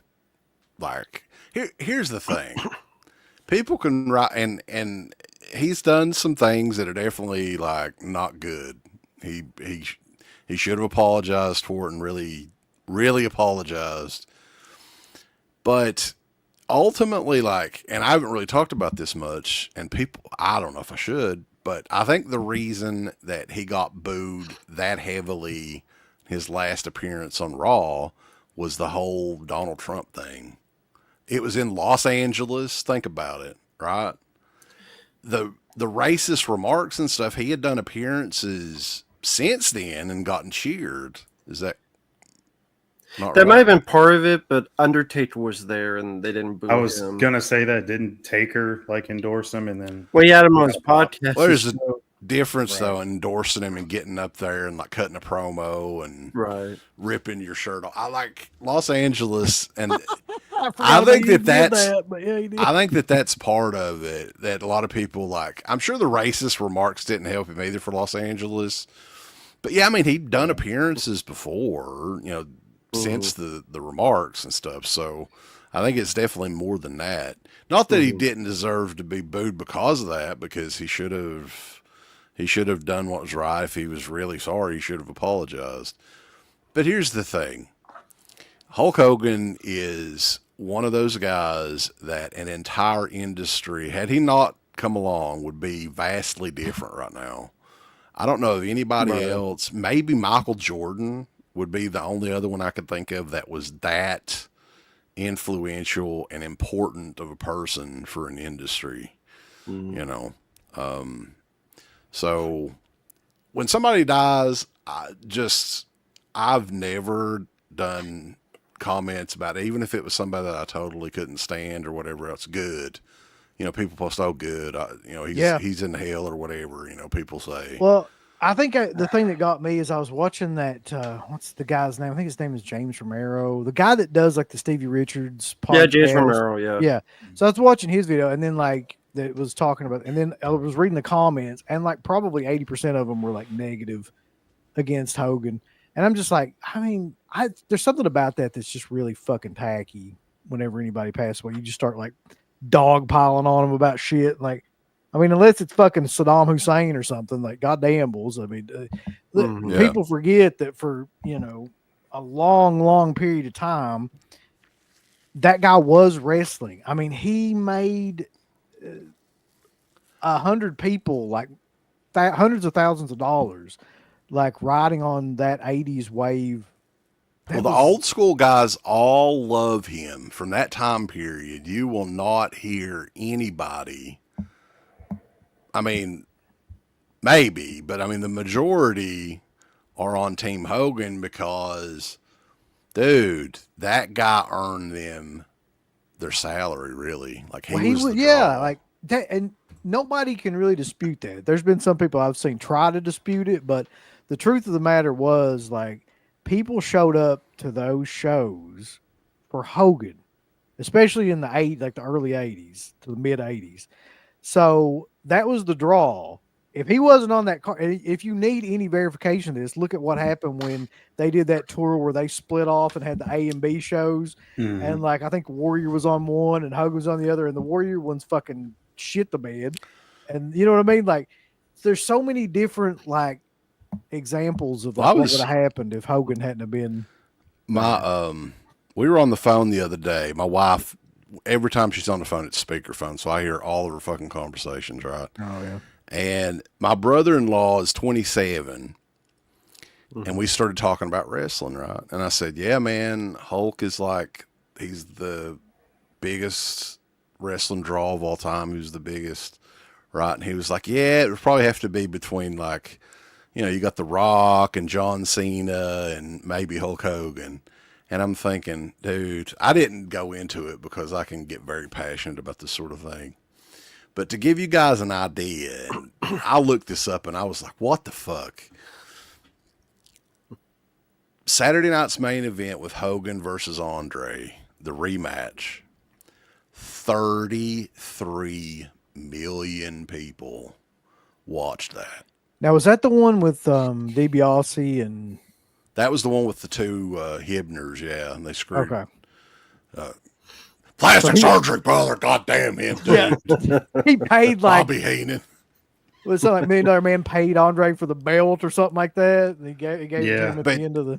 Yeah. So they were talking about this on Wrestling Observer, though, 33 million, right? At the peak of the Attitude Era, and people say Stone Cold. Stone Cold's a huge draw. But the peak of the Attitude Era, if you combine the highest rated Nitro and the highest rated Raw and put it together, it's not close to 33 million people. Yeah, So I mean, I think it was a different time period. People don't realize it. No, people, you'd have to live through that to realize how fucking popular that guy was. Like, it was like, I don't even know who to equate it to, but like, he pretty much overnight with WrestleMania 3 became huge. Like, like everybody knew who he was. Every kid started watching wrestling. Like, it just became like a phenomenon. And I think he's still to this day the most recognizable, or was the most recognizable guy in wrestling. He was wrestling at that point. I mean, regardless of how I feel about Hogan, which I'm not a fan, but I would be lying if I tried to deny his impact. I mean, just pioneered the pro wrestling time. Like, he was larger than life. I mean, he really was. Like you were just talking about, CK, the numbers for Raw and Nitro doesn't compare. I mean, Austin was big, and I think even at one point, Vince might have said that Austin outdid Hogan in terms of numbers. It's kind of hard to see that because I don't know where he got that from. Maybe his memory was a little screwed up, but yeah, to me, I mean, he was the whole show. Like, unfortunately, the flip side of that being is that like,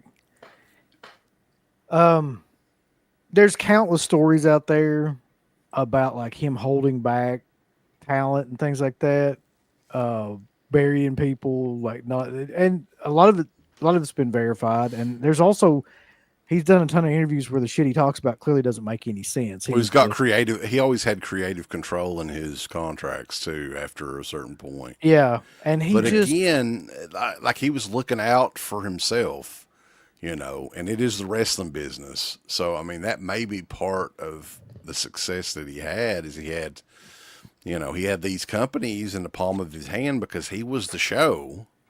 Right, you got to do, and I know they pissed some people off too when I think Jesse Ventura was wanting to do a union. Yeah. Yeah, and he kind of put the kibosh on that when he told Vince about it, and there was all turmoil backstage. but ultimately, like, I don't think the more you learn about who he was, like outside of the ring, you kind of have to separate those two things, in my opinion. Like, the more you learn about who he was outside of the ring, the less you like that fucking guy. That's just, to me, that's just factual. Like, he lied about tons of stuff. He's got a history of like doing. You mean he didn't wrestle 400 days a year? I think that shit's entertaining though. Like to me, I didn't get mad at that because he's always done that. He's always like over exaggerated, like everything. Andre the Giant, a 700-pound giant, brother. He died like a week later. I was always entertained with it. To me, it was like, why? Like, you have such an interesting life already. You don't have to do this. It just adds to the, to the lore that is Hulk Hogan. Yeah, it definitely added something to it. Creative memory. Be there. Yeah. But did you guys ever hear the story though? Like, so Hulk Hogan ended up being that guy for Vince, like his guy. Did you hear who the original choice was from Vince to be that guy, but he wouldn't come? I did, but I can't fucking remember now. It was either. Hold on, give me a second. It was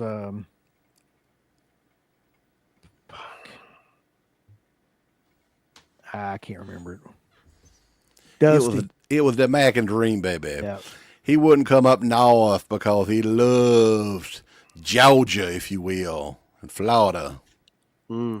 I was always curious how that would work. I mean, I love Dusty and everything, but I don't know if it would have worked as well. Is that how he ended up in the polka dots and all that shit? Yeah, I think like he came in, what was it, about 10 years later or whenever it was, and they were kind of fucking with Dusty, but he still got it over. He did. So here's what I'll say though about Hogan. Ultimately, as like if you were to ask me who's the greatest babyface of all time, it is 100% Hogan. Like, there's not even like he's miles away from anybody else, and nobody understood wrestling better than Hogan either. Like, and what I mean by that is nobody understood how to get like a crowd reaction or what people wanted to see, or like in terms of like in ring. I don't think there was anybody better than that guy. Something else too that people should watch for, like Hogan came in and was like champion in like 84. And like some of those early years, he was like a different wrestler in the ring. Like at some point in time, I guess he realized that he didn't need to do as much and it was more wear and tear on his body to do. But like he was actually pretty damn decent in the ring for somebody that big. Like, I don't know if people remember if you go back to like the early Saturday Night's Main Event shows and on up to probably close to WrestleMania 3. I don't know. Well, there's footage of him in Japan wrestling, and it's the craziest shit you've ever seen because he's like, what is he, 6'6" and like over 300 pounds, and he's like wrestling like a fucking cruiserweight or something with these Japanese guys. And then it's completely different when he comes back to WWF. Right. But like, he could do that shit. Like, that's the thing that teaches you, is that if he really could have done that. It was probably a lot of wear and tear on his body, though, and at that big of a size, maybe he saw that, hey, I don't need to do all this shit and get hurt, And I want to say Vince probably told him, and maybe even some of the other guys in the back probably said, hey, you don't need to do shit like that, because that's what they ended up doing with a lot of the other faces later on that were the top guys, like Cena especially.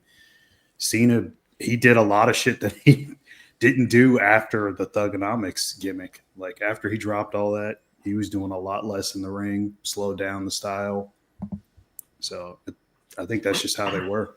Well, this is another thing too that we've got to mention. He rejuvenated and revived wrestling again with the NWO era, and it started a whole new thing, man. Like ultimately, the NWO is what led to the WWF changing things up and going with more of an edgy product and the Attitude Era and everything. And then the best heel turn of all time is still Yeah, that Bash the Beat show. it's got to be. Yeah. Yeah, do you people think were is- trying to go ahead. Go ahead, Mark. I was going to say people were trying to compare the Cena heel turn. No, not It even hasn't close. worked out too well, yeah. No, No. not at all. No. What do you think his best match was? Now, of course, we're This not is talking gonna about be a technical fucking matches, but I'm talking about just like his best match. Dude, I'm not kidding. I swear I think that the best match that he ever had was with The Rock at WrestleMania 18. I think that was the... I remember hate that watching match. that. God damn, Mark. It's you got like 100,000 people audibly sucking off two guys that do nothing. I hate That's that part match. of it, though, man. Like that atmosphere. It Mark's a hater. because I remember Yeah, it the had atmosphere is amazing. Yeah, I agree. very similar to the Andre match, really. Like the atmosphere and you could feel it in the crowd. Mark's like wishing it was like some technical matches. Just, People will probably get upset with my favorite Hogan match. what? I mean, if you guys know how I feel about Hogan, me not being a fan, my favorite match is the match he had with Shawn Michaels at SummerSlam 05. Where he's doing like We're backflips and stuff. Yes, fucking amazing. You cannot watch that match and not be entertained just by how over the top and hilarious it is. This I might just remember- seem. Oh, sorry, go ahead. I was gonna say, I just remember the spot where he's like on the ropes and he kicks him and he fucking flying. Like, it's such a great spot. You know, though, the Macho Man, the Mega Powers Explode match at Mania 5 was pretty good. That's a pretty good one.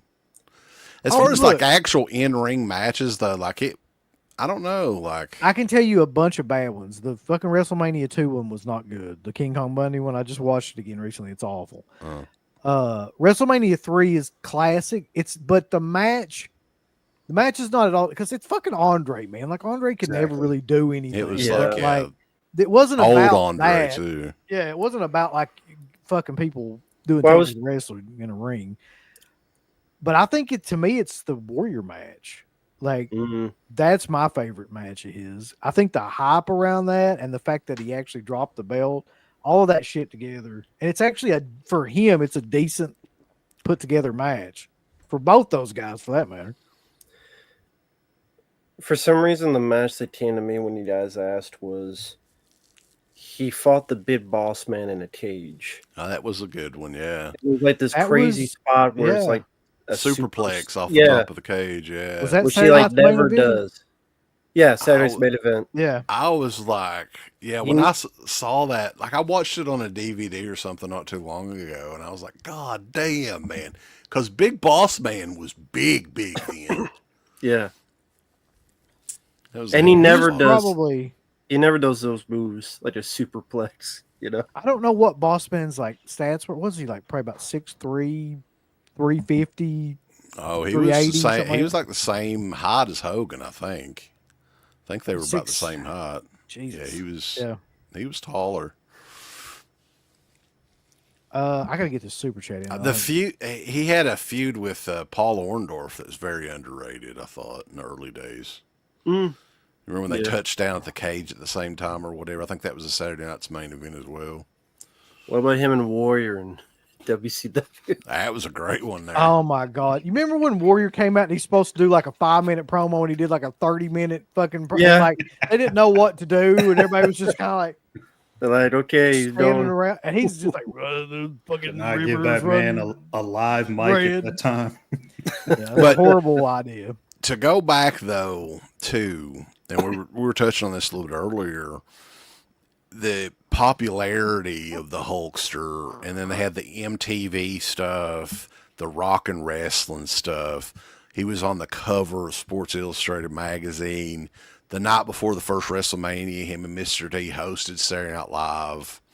So around this time period, man, when it comes to sports figures, Mike Tyson, Michael Jordan, and Hulk Hogan were the top. I can't think of anybody that was on like where everybody on the planet knew who they were, and that was I how think popular he was. I think Right. Ali. Well, I think everybody he knew who wasn't Ali was. performing If you're talking anymore. about like you Like talking about at active, that time, yeah, people that were active at that time. I don't know. Wayne Gretzky's. I told you that before. That's the only one I can think of because like just if you were to ask like who's one hockey player, that's one guy that like everybody pretty much knew. Same thing with like if you were to ask like what's one wrestler, people would be like Hogan at that time. There's no Yeah. doubt. Let me get this super chat in though. Effrey is Ernie Banks. Fucking hell. Matt is at every second cousin's wedding. All right. Matt is taking pictures. Part of one of Why his am I taking jobs, pictures? besides the stuff he does at the apartment, like painting. Why are you painting? Or making sure the owner's CK's nephew, Uncle Bill, is doing his job. I'm your fucking nephew now. So I'm Wow. painting. I'm painting. I don't know what I'm painting. I painted a door to get out of this fucking conversation. Thank you, Bobby. I don't know. I have all these steals. So, what else is there to say about Hogan? There's a ton of shit that I'll guy be honest. did. It's a goofy, silly film. I even like Suburban Commando. It's silly. It's goofy, but I thought it's still a fun movie. I think it's really the Yeah. only film he did that I actually liked. Because I'm not a Mr. Nanny guy or You didn't like No Holds Barred? no. I know people liked it. To me, that was his best movie. Like, it's not good or anything, but I was just entertained. No, it's not good at all. It's not. Right, I Do you can see that. Remember Acts of Demolition was wrestling in the beginning, and he had like sparkly like hairspray, and he was like he didn't have much hair, and I was like, what the fuck kind of character is that? Why wasn't he just?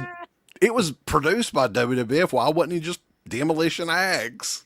It's so Right, yeah. stupid. Also, what kind of wrestling it was? It was like it's wrestling, but it's like to the death, and it's like what kind of wrestling? They don't do this kind of wrestling. That guy Yeah. kept calling him a jock ass. You jock ass. Then he Hogan threw him on like a Man, Hogan's film career electrocuted. it was not good. I mean, the shit that he started doing, like when he was doing Thunder in Paradise and then Santa with Muscles, and it Thunder in really got Paradise. bad. I remember I the was- episode was like a predator type of like some invisible alien or something, and they have to fight with their boat. I can tell you this too, though. Like, thankfully, my dad was really cool and knew how much I love this shit. And we went to see these shows live like all the time. I went to WrestleMania.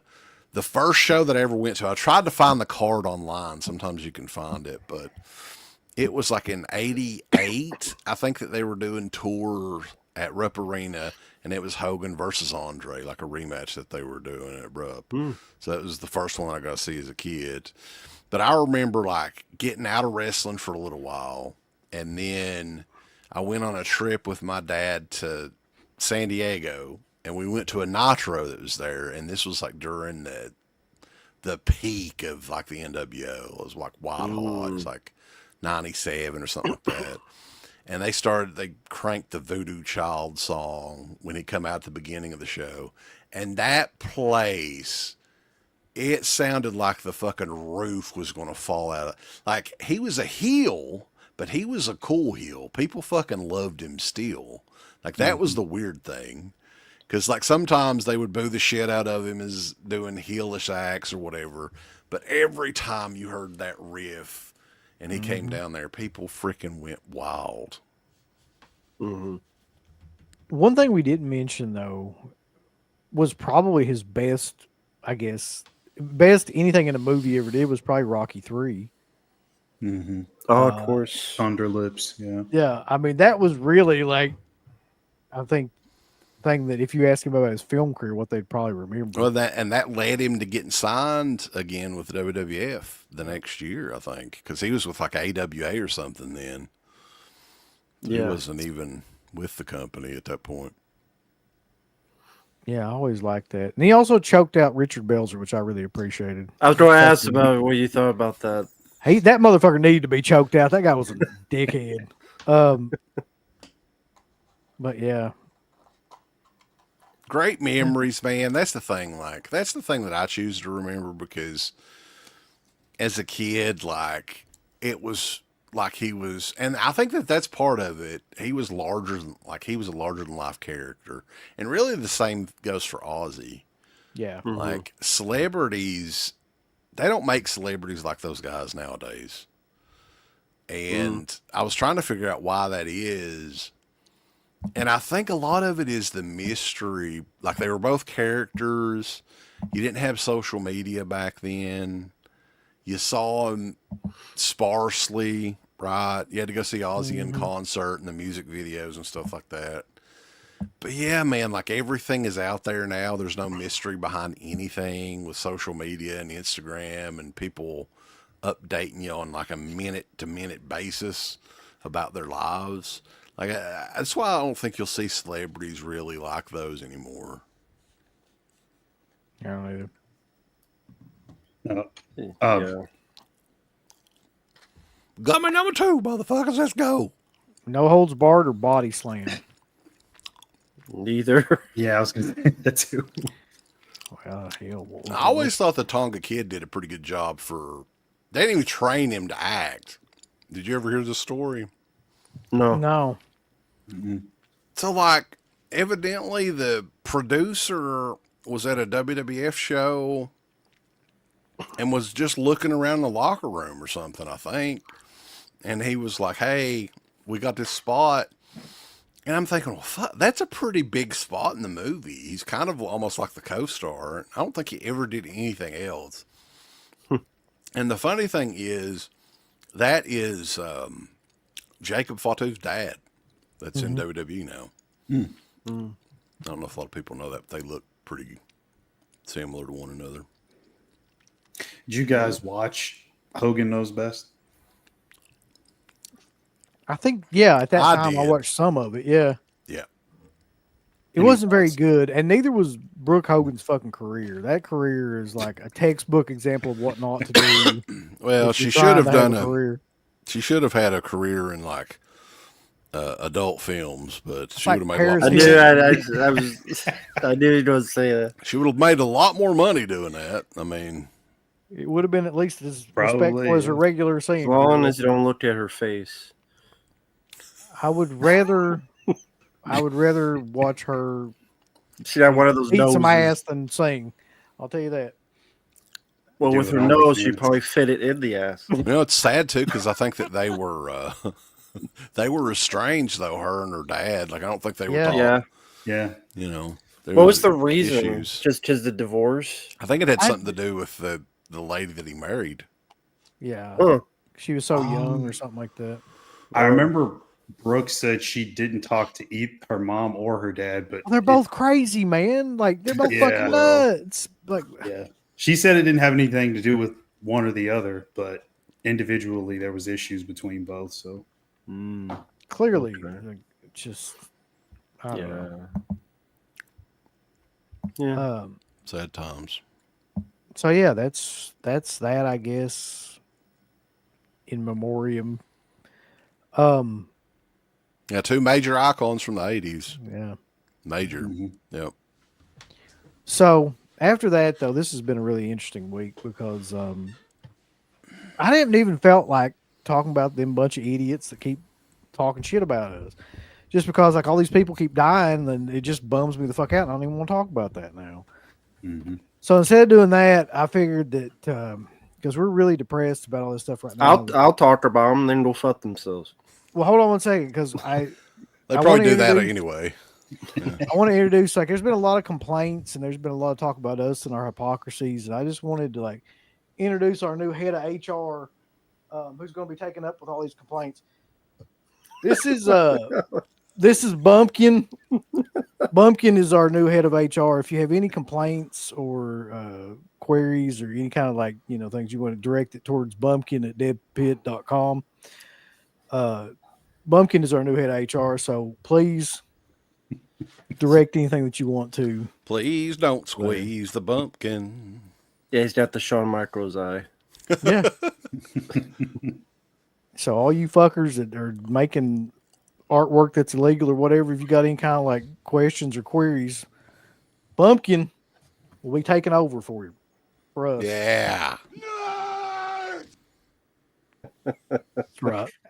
Well, I know we were moving on from Hulk Hogan, but any of you guys know what's going on with that promotion that him and Bischoff were doing? No, I wondered about that too, Yeah. but I hadn't heard anything about it. They did sign Kurt Angle, so maybe they. I mean, as far as like a replacement, I mean, I hate to say that, but like Hogan was going to kind of be the face of that company was the plan, along with Eric Bischoff. But Hogan is the real draw there, so I don't know, man. That's not going to work. That wasn't going to work anyway. No. Yeah. Nobody likes to watch that shit. It's boring. Yeah, I think Bischoff's doing like a live stream about Hogan tomorrow, so he'll probably end up talking about plans for it going forward.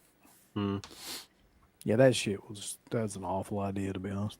But Mark, did you ever buy any cardboard off that guy? Just out of curiosity. Any cardboard? Yeah, The $100. $100. Yeah, he made $100 fucking No, slip covers or boxes or something. no. Okay. Well, Garrett did. I guess I should mention that. Poor Garrett. And there was more drama that went on earlier. Started like last night or today or something like that too, where friends aren't supposed to disagree with one another, right? They were calling us hypocrites because we're friends with Christian and Garrett because they bought those cardboard boxes, which we said was stupid. I'll be honest with you. Up until this point, I didn't know they one of them bought any of it, and I really didn't give a fuck. Well, I still don't give a fuck. That guy sold he gave some of them away for free, so they may not have bought all of them, but I think that they bought some of them before. Biscuit, like, how does that make any sense? So in some people's minds, we're supposed to take relationships that we've had for like 4 or 5 years with people and just fucking completely end them because they buy some shit that we don't agree with. Is that how people's minds work now? Like, that's what's pretty supposed much. to happen. Me You and fucking Mark- stupid. Like, what are you talking about? Me and Mark bought Carnal Virtuosity. We were called stupid. We're still here. That's true. We're still allowed to be here. I mean, we like seriously cargo. though. Seriously, Rambo. I'm not bullshitting. Like, as many different things as we've disagreed on. Yeah. It's never gotten to a point where we've been like, fuck it, let's just not ever talk or anything. It's like No. there's people out there roaming around that think that that's how life works. Like, you just gotta fucking just say fuck it and move on to anybody that doesn't have the same opinion. And dude, like, I don't know about you guys growing up in high school and stuff like Jesus that. Christ. We made fun of our friends all the fucking time. Like, that's what we would do. Are these kids now? I don't know about kids. Kids today are different. They're very different. Yeah. But yeah, I mean, that's like if you didn't give a fuck about anybody, you just didn't fool with them, right? The Right, ones that yeah. you make fun of are your buddies. That's the way it used to be. You can't do that shit now though, Lord. It's profiling now. I give shit about you be like your long legs. Constantly. Constant shit. And Megan, constant shit about both those things all the time. Both you assholes, by the way, done that. And like, By the way, You know- CK, I do have a hard on for this. I saw your review. I he's fucked got this. a fucking huge boner. Yeah, this is where my dick goes, right there. Right there, guy, right here, just 24/7. I'll tell you what about that movie. That's where though. my I hard can- on goes. We're going to be I talking can about another never- movie that you've got a hard on for here coming up on Sunday, I think. Right? Oh yeah. I wouldn't call it a hard on. It's like, I would can say a never hard fucking- on. I can't keep straight that movie and Deep Star 6. Like, I Yeah. never can fucking figure out which one of the movies it is. And really, The Abyss, like, I just can't distinguish them because, like, I don't know, they're all similar artworks on the poster and stuff. And I hope Leviathan is better than the Deep Star 6, though, hopefully. It is. I would like Okay. to. I think so. But I did look up The Abyss was the last one to come out that year, which I thought had been the opposite, really. But maybe the studios all knew that they were like other studios were working on the Sea Well, yeah. Creature movie. Long story short, what happened was because James Cameron did Aliens, this was the next big thing for him. So everybody wanted to copy it and get it out before his did. What they didn't know is that even The Abyss wasn't a hit, so it didn't matter. Yeah, I mean, I'm not a big like if a movie has a submarine even in it, like it kind of takes me out of it already. What the fuck? What? That's the oddest shit I've ever heard. So does that go with you in parades? Yeah. Parades and submarines. Yeah, If a movie has a submarine in it, like the fucking. What was that one that came out in like the late '90s? Like UB U571. God damn, boys, that's melatonin in a fucking DVD case right there. So like the Hunt for Red October. The Hunt for Red October isn't Crimson Tide. Yeah. Crimson Oh Tide. God. Doesn't Doss Boot have a fucking submarine in it? Doss Yeah. Boot. Is that a fucking Ramstein song? That's a piece of shit. Das Boot. Das Boot. Yeah. He is right though. Every submarine movie does kind of fucking suck. To be fair. I don't think Crimson Tide is a bad movie. I can't remember Crimson Tide, but if it's yeah. It's, The only version of Crimson Tide I like is that part that what was the Zombies the Beginning movie that Bruno Mattei ripped. directly took that scene. Yeah. Oh yeah. Wasn't it who was in it? You could see his fucking face in it. Was it It's Viggo Denzel Mortensen? Washington and Gene Viggo Hackman. Mortensen. You can see Viggo Viggo Mortensen's Mortensen, face yeah. and I remember you get guys. a shot. And then that's the same movie that has Goldberg's theme song in it too. Yeah, like during the I remember your Yeah. commentary. Weekend at Bernie's 2 has a submarine. Well, fuck. That disproves that, then, doesn't it? Yeah, I don't know how much we want to talk about the copyright bullshit. The Life Aquatic. Just reading the name of that movie makes me not want to see it. Dirk has a shout out though. I'm gonna put this up real quick. Also, fuck these lonely no life copyright strike YouTube snitch bitches. Shout out to all those bitches, and I'll scream a little louder for the bitch in the back. So yeah, anybody that copyright, I think somebody struck. How do you say it? Struck. Stroke. One of their stroked. Struck. Wait, what happened? Strike. Somebody filed a copy strike, I think, on one of his videos. For what? Who the fuck knows? Crazy. Some stupid Yeah, I shit. don't I'm know. sure. I mean, after all, we did get Warner Brothers to file a whole fucking. Right. That was You know. easy. I'll Called say, him. Called him right up. in all seriousness, I'll say this. If you don't want to get in trouble, don't do illegal shit. And then if you don't do illegal shit, don't say promote it everywhere and anywhere so that even a blind man can see it. Because lo and Yeah. behold, maybe someone's going to see it who works for a company and go, nope, can't do it anymore. I mean, when you put it so much that even, Ray Charles could see it, you expect it. What do you expect?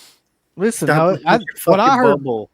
what I heard, Rimbo, is like if you do something illegal, like if you rob a store or something, you're supposed to run out in the middle of the street with whatever you robbed out of it and just run around in circles until somebody Yeah, fucking comes by and picks you up. That's how you do it. apparently, yeah. Make as much noise and start as much shit until somebody notices. That's always a good idea. I mean, the thing that's funny is, and like, he doesn't respond evidently to, why don't you just fess up and say, this is like, this is my fault, right? Rather than, this is one of the very dumbest things that we've ever been like accused of or whatever else. Remember that time Uncle Bill went, he might have had to go shit or something.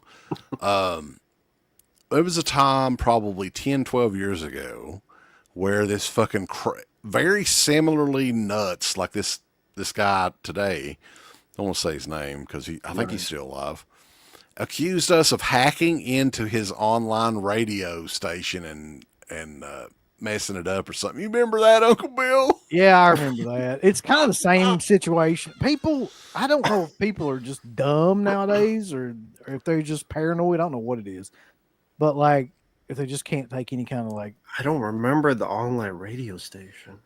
Jesus. We've been hell? accused of some really bizarre shit. I was gonna say, like, what haven't you guys been accused of? That's crazy. Being the the father of the baby. The truth is that the only reason why this shit happens is because we actually like have an opinion about something. Because whenever you have an opinion, it usually tends to piss people off that are doing that shit, and then they just start like. Oh, trust me, I know that. Yeah. So here we are again, but This is probably the weakest one though, where the guy this had is ridiculous. literally there was nothing other than like I think he surrounds himself with this one even crazier asshole that really has a vendetta against us for whatever reason. I have no idea. Talking about why. Jason Aldean. Yeah, that what was his name? A virgin asshole. Yeah, maybe that was it. Wasn't it something about Pop Tarts or something, or am I just hungry? I can't remember, but Popcorn farts.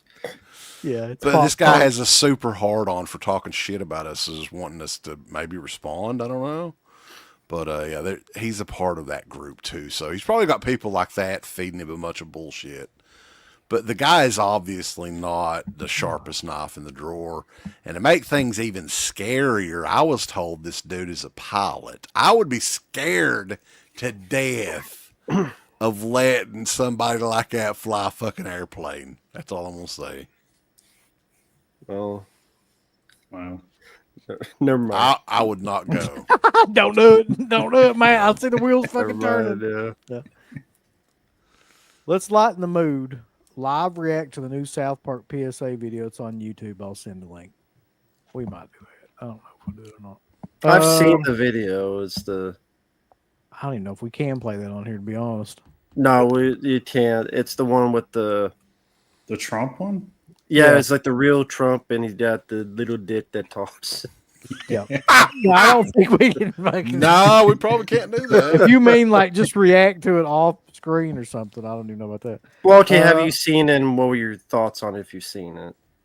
I haven't seen it. I watched it earlier, actually. So what are your thoughts on it? I mean, it's hilarious. Also, the one with the Satan basically was like they were doing the same version like they did with Saddam Hussein from the movie, where with Trump and Satan being lovers and all this stuff. It's like, yeah, I mean, all that shit's great, but yeah, to me, it's hilarious. It is. It's pretty funny. But you know, videos. We'll get to that at the end, though, movie guy. We always do. What videos we? Yeah. What? I can't even put that up there, Freddie. I appreciate the super chat, but I ain't fucking putting that up there. I see. Yeah, I get what you mean. Like Army of Darkness. I get what you mean. Yeah, but this is 2025, man. That's the one version. YouTube will scrub his shitbles. Mm-hmm. No. The thing is, Matt, I ain't got a way to actually watch it and listen to it. I'd have to get a separate set of earbuds. Oh yeah, a movie guy had one. He was asking, "What's your favorite movie that any wrestler starred in?" There's a super chat from a while ago. Oh, 100% They Live. Would it be They Live? For me, yeah. Hands down, yeah. Let's see. Yeah, I mean, I can't really think of too many. Like, and the weird thing is Piper never really had like a strong follow up after that. He did a great job in that. You would think that. What about Predator though? Technically, that one, Jesse Ventura, Yeah. Wasn't Carpenter like a big wrestling guy like that? Yeah, he was. Yeah. Mr. Bombastic says, "Shame on you, Bulls. The man purchased fan art. That plan is airtight." Yeah. Somebody had said that he had posted where he was like, "You assholes can't tell me that none of y'all ever. It's the same thing. What I'm doing is if you recording a movie off a TV and watching it back." And I was like, dude, if he fucking really said something like that, that dude's even nuttier than I thought. Well, he's not smart. That's pretty clear. Wait, how's that this I don't know like, because he's from selling. cable? Yeah, recording it off TV. Yeah, same That's thing. illegal. Come on. I didn't know you were selling it for $100. Fucking That's exactly that would be true if like you recorded a movie off TV and then you like promoted that you had it and tried to sell it for like $100. Maybe Yeah. then it would be the same thing. that's called bootlegging. And it sounds like to me like he was just flabbergasted. Like it's not that there's no such thing as an entertainment lawyer or people that work that scrub the internet. I'm surprised that it took this long for him to get a cease and desist letter because not only is he doing like big horror franchises, but he was doing like superhero movies and like he did like I think the Rocky movies, pretty much anything you could think of, like big releases, big franchises, I guess. Well, I was shocked. you have to live in a bubble to not think that if you're going to take intellectual property and images and pictures and you're going to sell it, especially for a profit or sell it anyway, A massive profit too. you're going, and if you get caught, they don't play around with that. The closest maybe if you do parody, but even that, you guys have dealt with it too on t-shirts. But that was parody.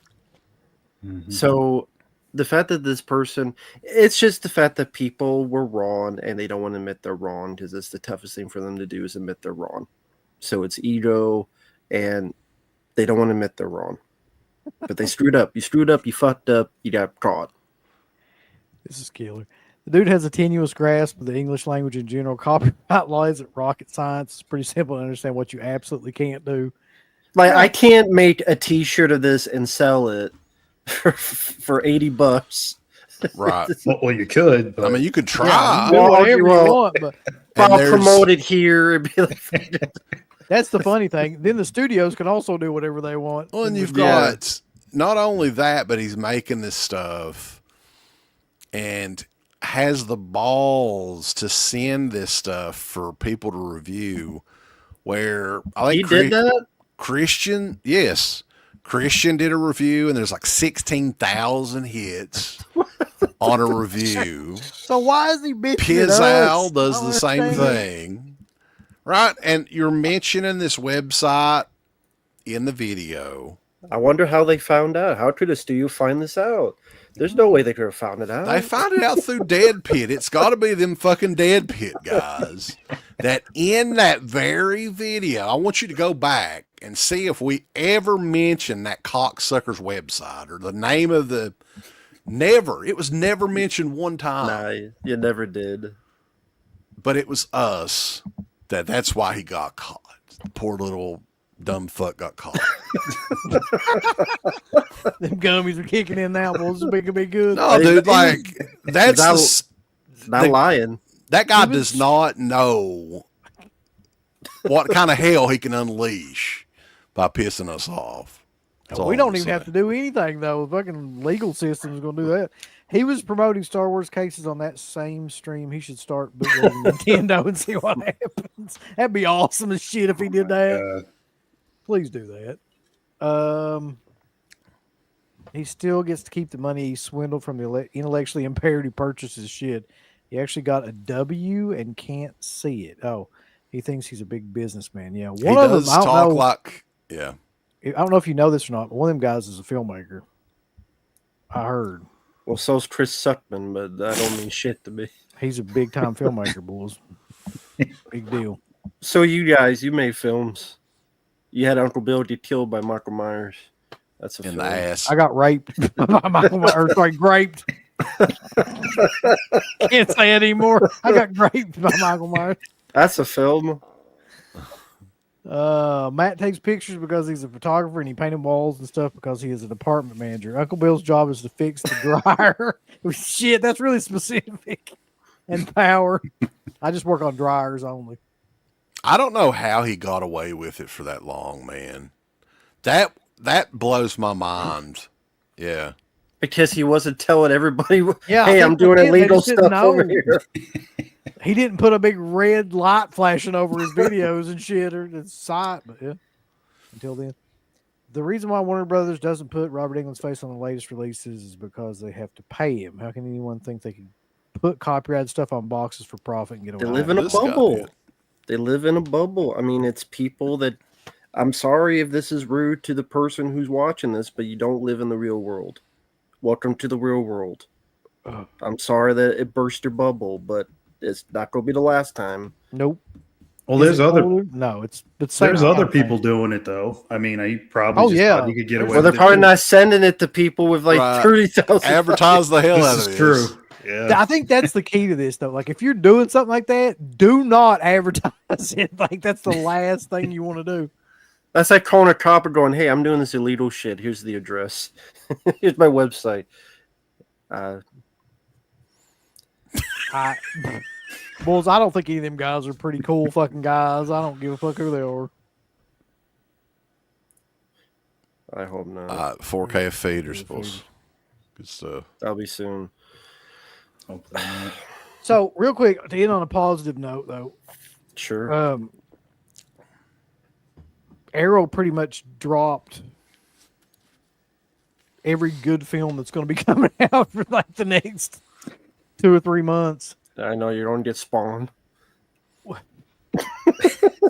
They can't all be good. In 4K. I John want to see. Leguizamo. I want to see the. Yeah, I was going to say the John Leguizamo commentary on it. My fucking pick.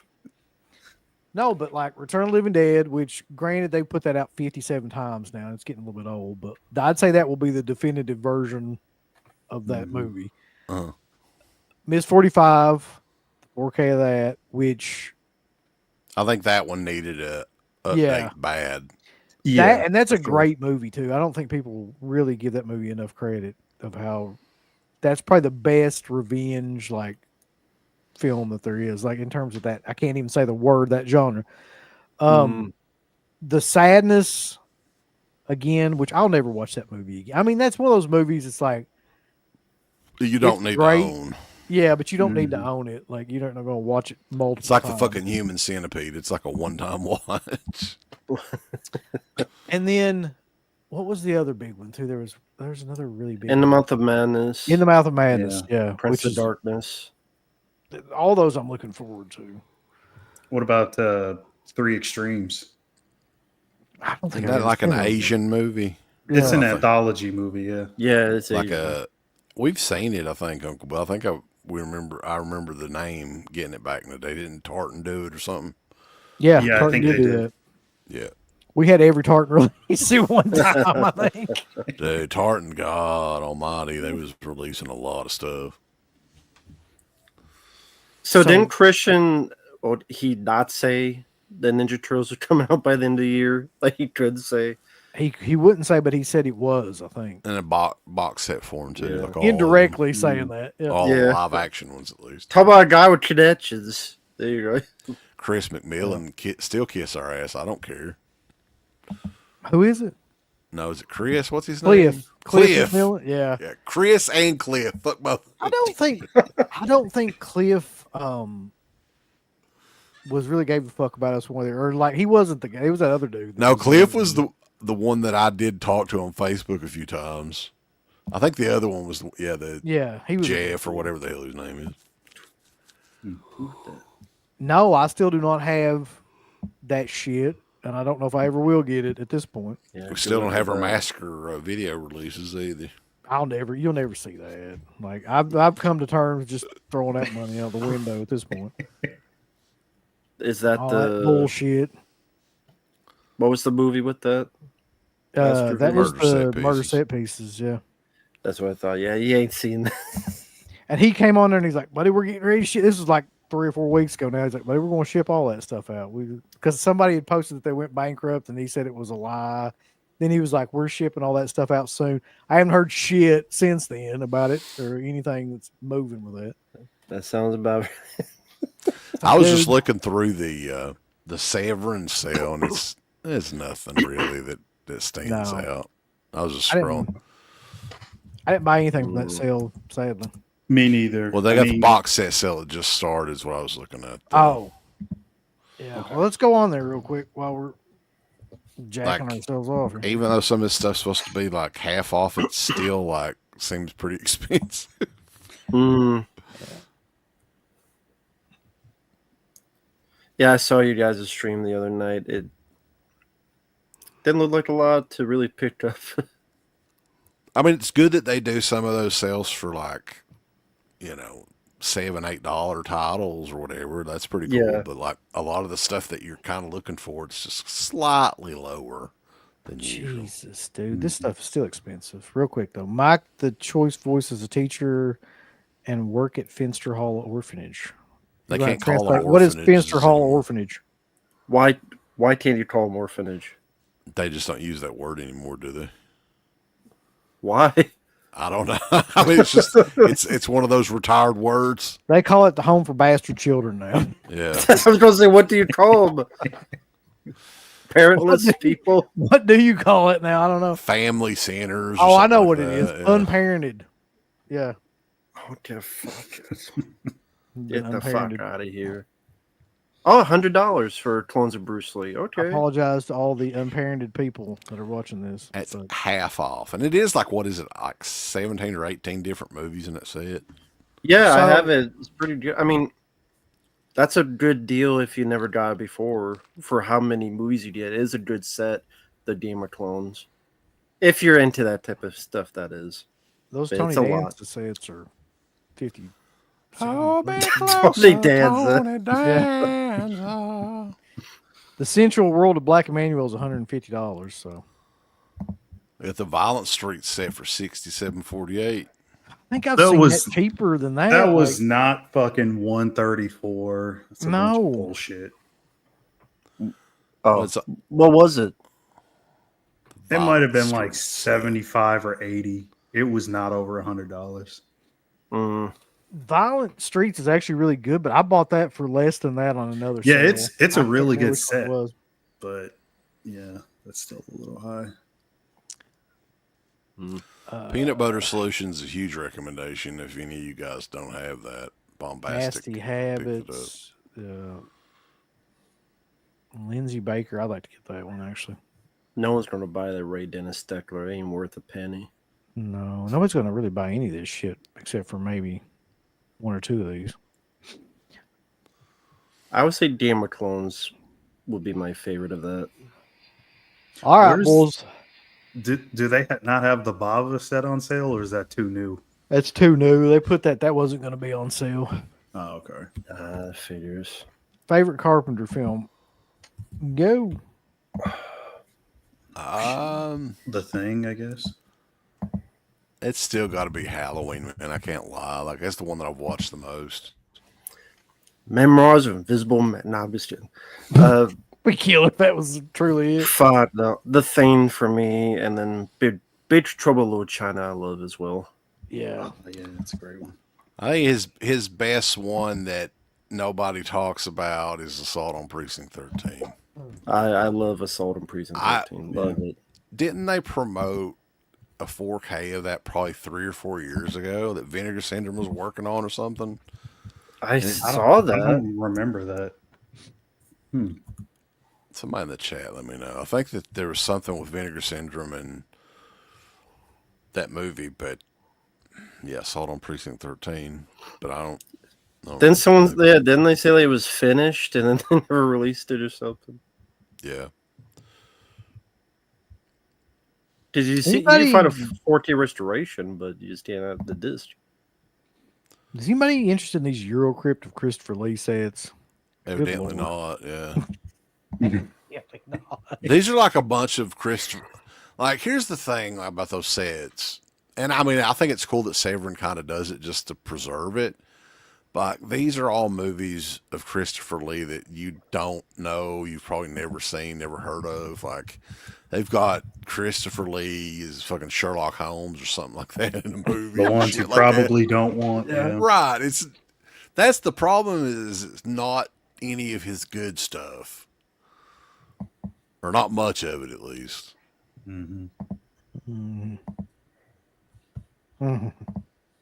All the Haunts Be Ours is on sale again for the 50th time. It's $140. Get your Nasty non-exploitation set right there. I've actually got that. I do too. I got it just because I liked the concept of it, and it pissed a lot of people off.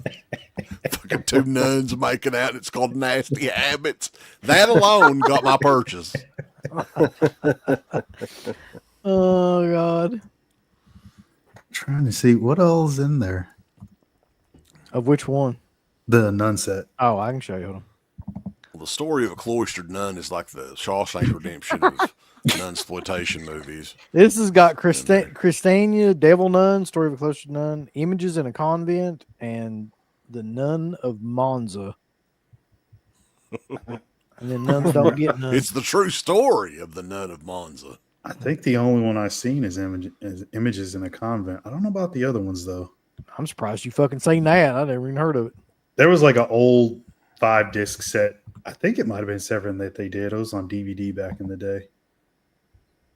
God, they got special features on these movies too. It's killer. Story of a cloistered nun. They're cloistered and clustered.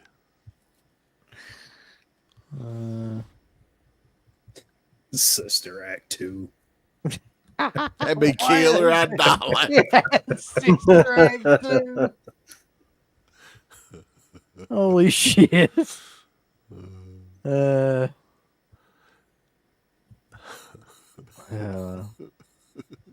I was going to ask, did Yeah. you see the trailer to Spinal Tap 2? I don't want to see it.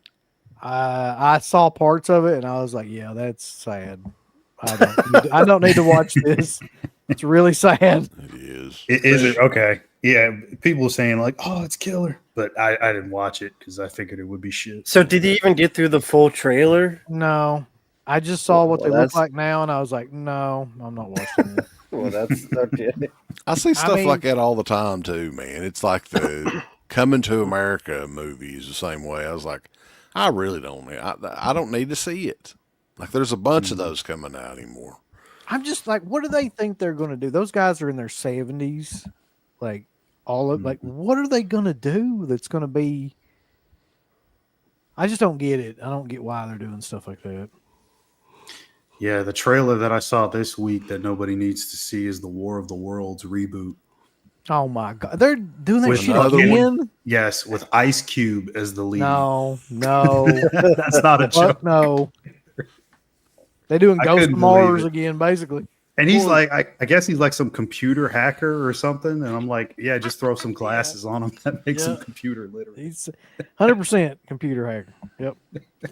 It's like they feel obligated, these damn companies, every 3 or 4 years to just completely reboot an entire franchise again. Like, how many fucking times have they done? What is that came out this weekend? Fantastic Four? That's it. At Yeah. least 4 Isn't that times. the third or fourth different incarnation of that shit? Yes, it is. Yep. Yeah. Fucking awful, boy. Hollywood ought to be ashamed. Listen, this one's got Pedro Pascal in it, so fuck you. It's gonna be killer. What about the I'm trailer sure it for will. Silent Night, Deadly Night remake? I saw the trailer for that. They steal all the kills from the original. I'm like, what the fuck? It's a remake, Well, Mark. Oh yeah, That's let's just do the same thing. That's He's doing a basically- shot for shot remake. Listen, It that's is. That's basically what it what looks they like. did with the Strangers. Like, it's just Oh a right, yeah. updated Right. version of the same movie. It's like, why are you doing this? Right. Isn't that Return of the Living Dead supposed to come out Christmas? I haven't heard something? anything about that at all, though. They need to just fucking. That's what I was shut down wondering. Like, with it. Fucking well, stupid ass tar man carrying a Christmas tree.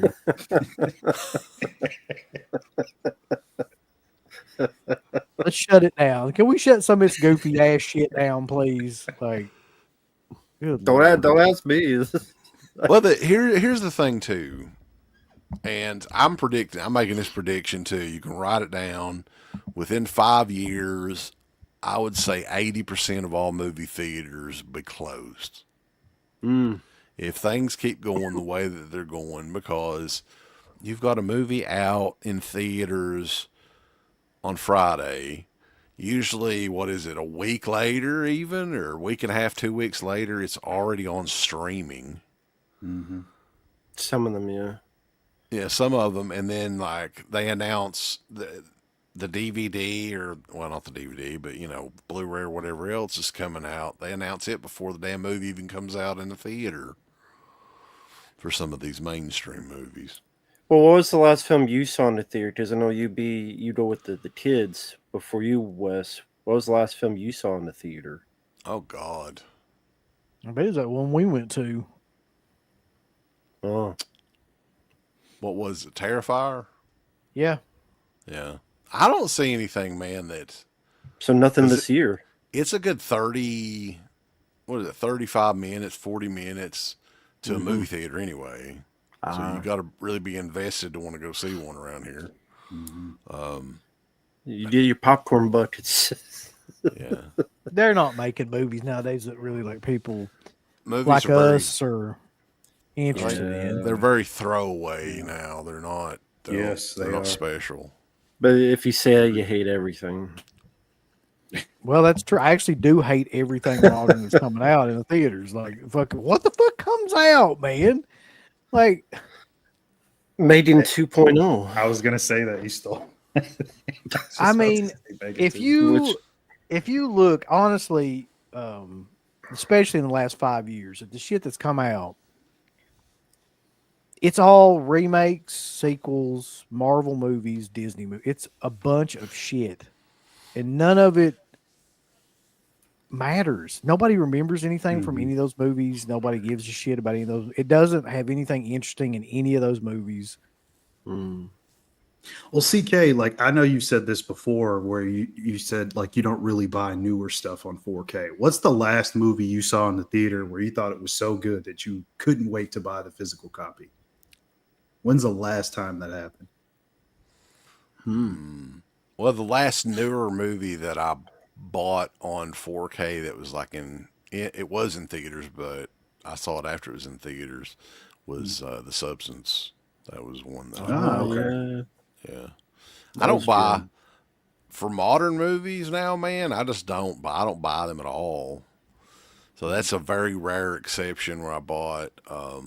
See, because I don't have like a lot of stuff that you guys like Uncle Bill Long Legs. I wouldn't get. I even liked Megan. I wouldn't get Megan on physical media because most of these movies one time watch. That's it, right? I did buy Five Cream because it was like on sale, and I tried to watch.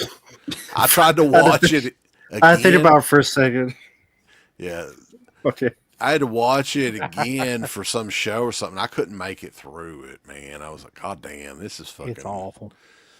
So just to save space, I don't buy modern movies, like newer movies. I mean, they have to be great, flat out great, before I would get it. That's understandable. If you're being honest, because somebody was saying that we sound old or whatever. If you're being honest and you actually like look at what comes out in movie theaters nowadays, who is getting excited for that shit? Except unless you're like 5-10 years old, like that stuff is not made for people that really like have a love of cinema. It's made for people that just want like. Yeah. I'm not even sure what the fuck it's made for. The people that already know the shit through something else. Like it's all IPs of stuff that people already know. There's like, and the stuff that does come out that's original doesn't do worth a shit. So they're not going to keep, they don't put it out. If you're really going to sit there and tell me that the movie industry right now is the same, like, or, it's in good shape, or it's producing stuff like it did in the 80s, 90s, or even like the early 2000s, then you're delusional or dumb. I don't know which. Here's something else too. In the next 5 years, I'll predict because I'm getting that kind of buzz where I'm getting kind of Sylvia Brownish. Where I'm like I can see in the fucking future. Mainstream studios are going to completely stop making physical media. I think in 5 years. Digital. They or might as well nothing. quit making films for at this fucking point. If this is what they're going to do to me, like what fuck enjoyment? I'm not saying like you won't have like the boutique labels and everything, But I honestly like it's drastically like I can't believe that you can't go in Best Buy and get movies. I still think about that. I'm like, God damn, there ain't nothing in there I want to go look at. Right. And that was in the last 5 years from when they start doing it. That was probably 2 years ago. About 2 years ago, yeah. Yeah. I'm trying to figure out what year it was where everything just shifted to like where it was just everything started to be sequels, remakes, and like comic book movies. There was a year that happened, but I can't think of it. Where it's just like everything after that has been the same cycle of shit. Probably like 2002, 2003. Is because whenever the first Sam Raimi Spider-Man movies came out, I think that kind of kickstarted that new era of just shit.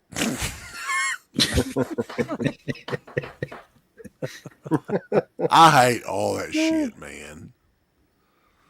Superhero, I can't stand it. I can't blame you for that. You're not gonna watch Superman, CK? Well, if it's not superhero shit, then it's like Mario Brothers or fucking Minecraft or stuff like that. Barbie, or It's like Dude, that shit. I think I could deal with all that more than a superhero movie, though. Minecraft, I don't even know what the hell. You need to go Minecraft watch is. Minecraft. You let me know how if you can deal with it or not. You shouldn't. Yeah, go ahead.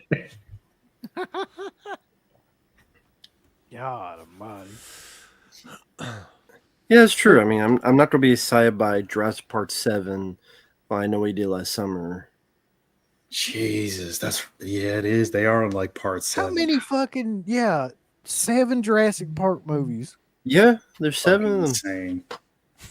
That's awful, man. 3 Back to the Day, and then the new 3 with Chris Pratt. And now there's Mannequin Lady, Scarlett Johansson. Fucking piece of wood. Isn't there a new like Avengers movie or something coming out soon too? Best Buy sells bikes, according to Justin Marino. They sell bikes now. Get you a Huffy bike. Well, people buy more than movies. I haven't even been in Best Buy, and it's probably been over a year or so. Last time I just bought computer stuff. That was it.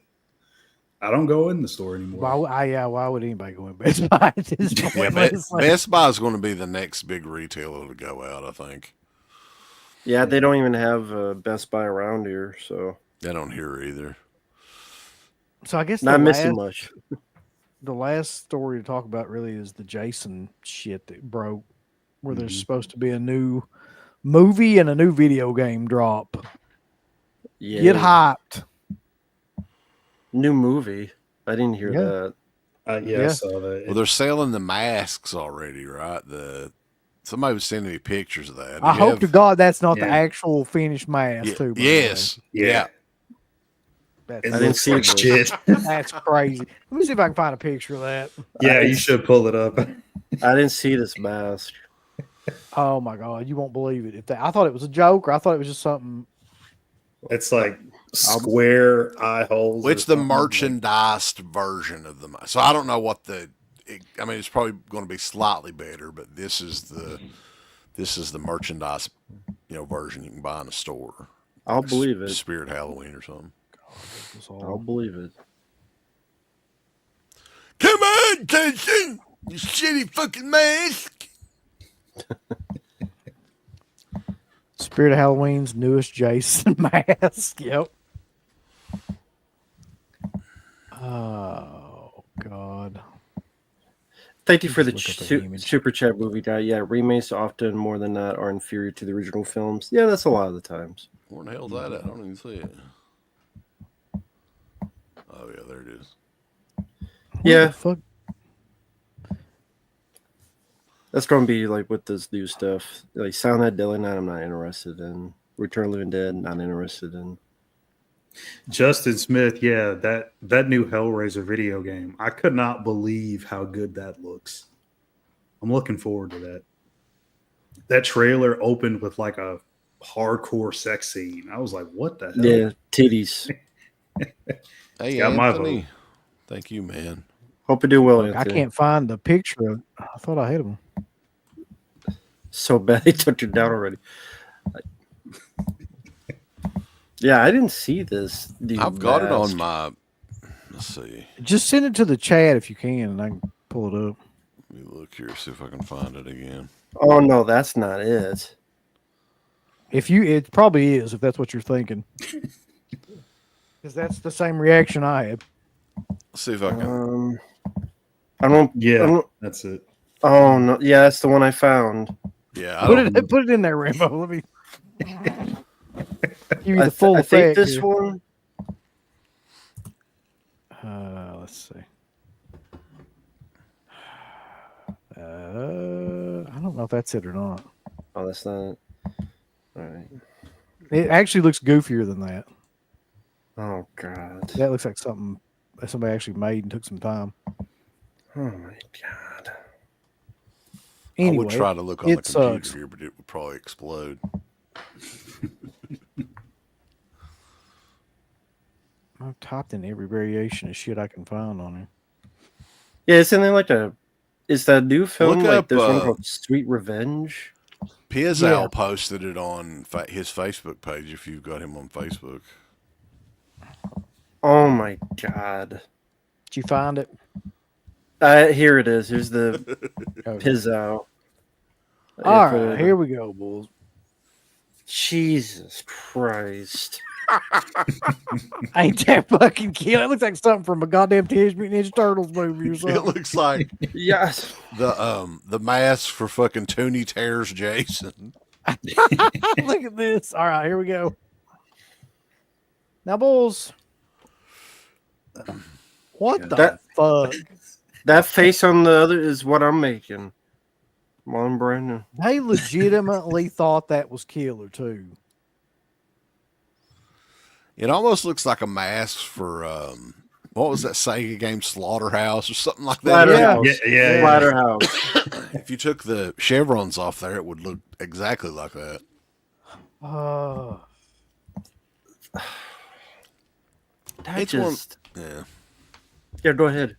It's just one of those deals where, like, I don't even care. Like, Yeah, I mean, it'd be Why more would of you? a surprise if something was actually fucking good that came out at this point. But yeah, I don't know what they're doing there at all. yeah. Greg Nicotero made that. Apparently, he must have made that out of a fucking Play-Doh set. Or There's something. no way Nicotero did that. Did he really? That's what somebody on here said. I thought I'd heard that too. Actually, Maybe he was high.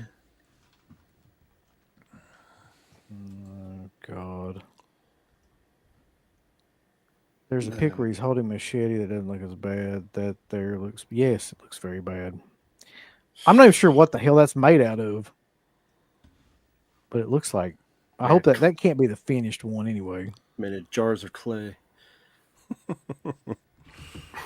Could it maybe be saved by lighting? Like if you lit it low, maybe?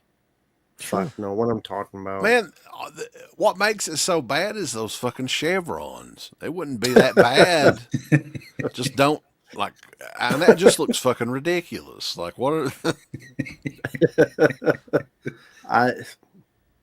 like, if you take those off, I mean, it wouldn't be, it's not great, but it would be a little bit better.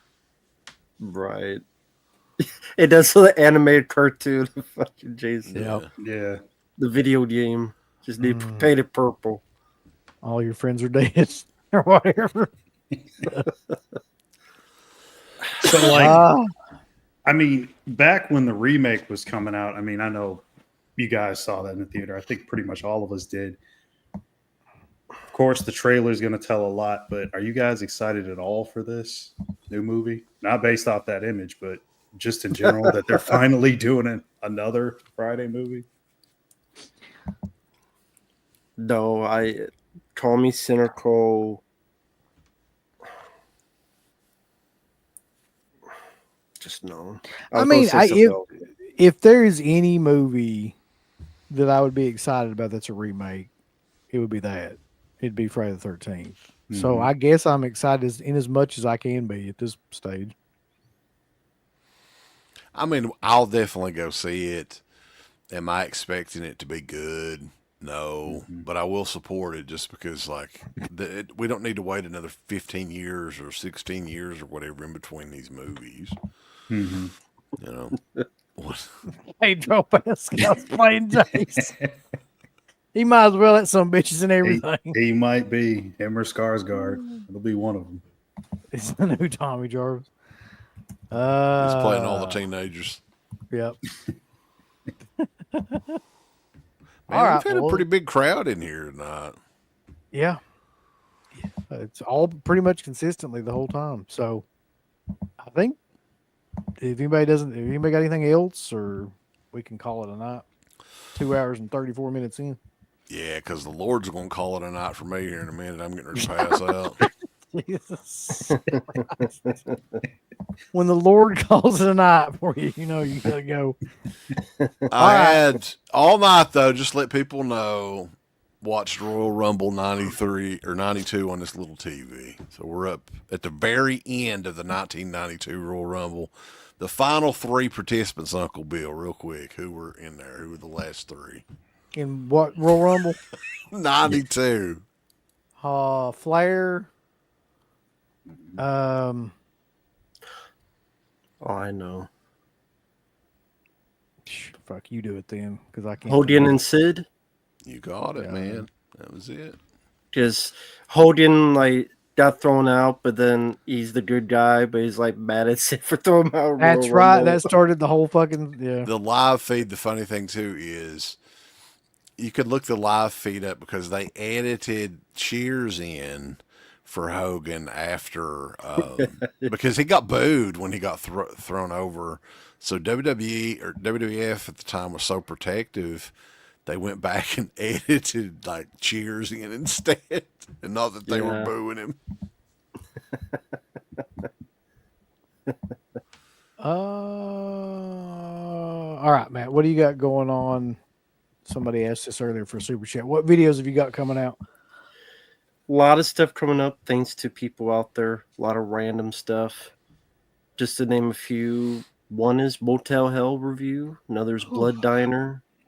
It was fun to rewatch Blood Diner. The still insane movie. I realized you guys introduced me to Blood Diner because you guys talked about it a lot back in the day. And then I finally saw it back in the day. I'm like, what the hell is this movie? It was pretty fun. And sadly, those two actors, I didn't realize both of them have passed away. Yep. But yeah, that's a very fun, weird movie. Mm-hmm. Yeah. But there's no real way to explain that movie either to anybody that hadn't seen it. Like, you just have to see it.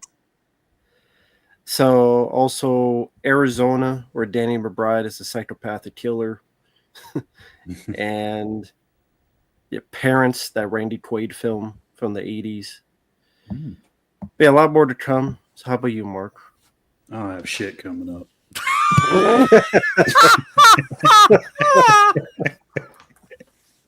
That's getting clipped right there. Oh, No, shit. I got a pretty busy weekend. I don't think I'll have time to do that. And then next weekend I'll be at the con, so I don't know what I'm going to be doing. It's going to be a little while before I do anything. So Yeah, you're going to be at Flashback, aren't you? I will be. That will be badass. You got to do something with that, Mark. Like some sort of live something. I know I'll see Sean there if he's not too busy. I'll try to get him on there. We could jump on Friday Night Lives. That would be pretty cool, I think. So we'll see. Who? Sean Clark. Oh, okay. I think I've heard of him. What do we got? I wonder go they ahead, did sorry. pick up that. Oh, well, So- you got to Oh, get nice. get that. No. Damn spendy, but I won't get any more from them. Too damn expensive, but I had to get that. Well, we got Summer's Flashback coming up on Sunday. That's going to be the Terminator and the First Power. What else is coming up? Anything? Oh, we got all kinds of shit coming up. You just have to stay tuned. We'll let you know. That's right. We don't even know. It's a killer.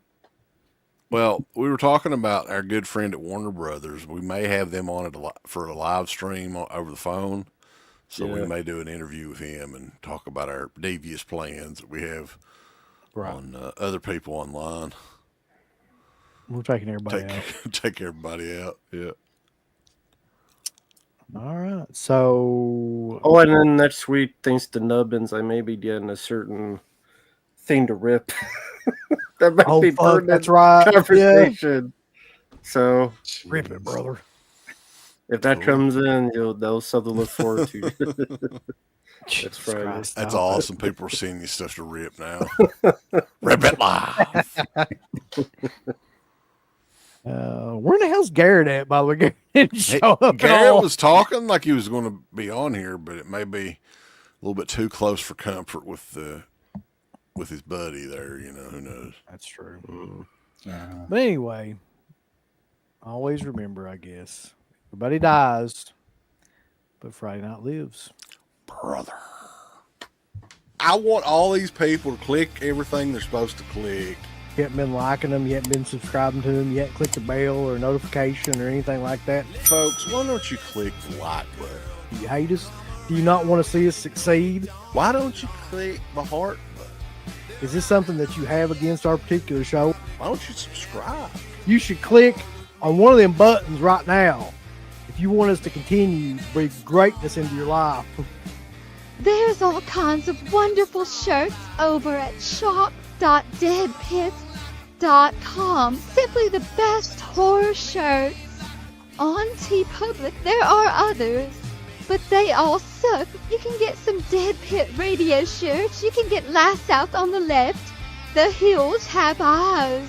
Texas Chainsaw. Oh, wait, you can't say Texas Chainsaw.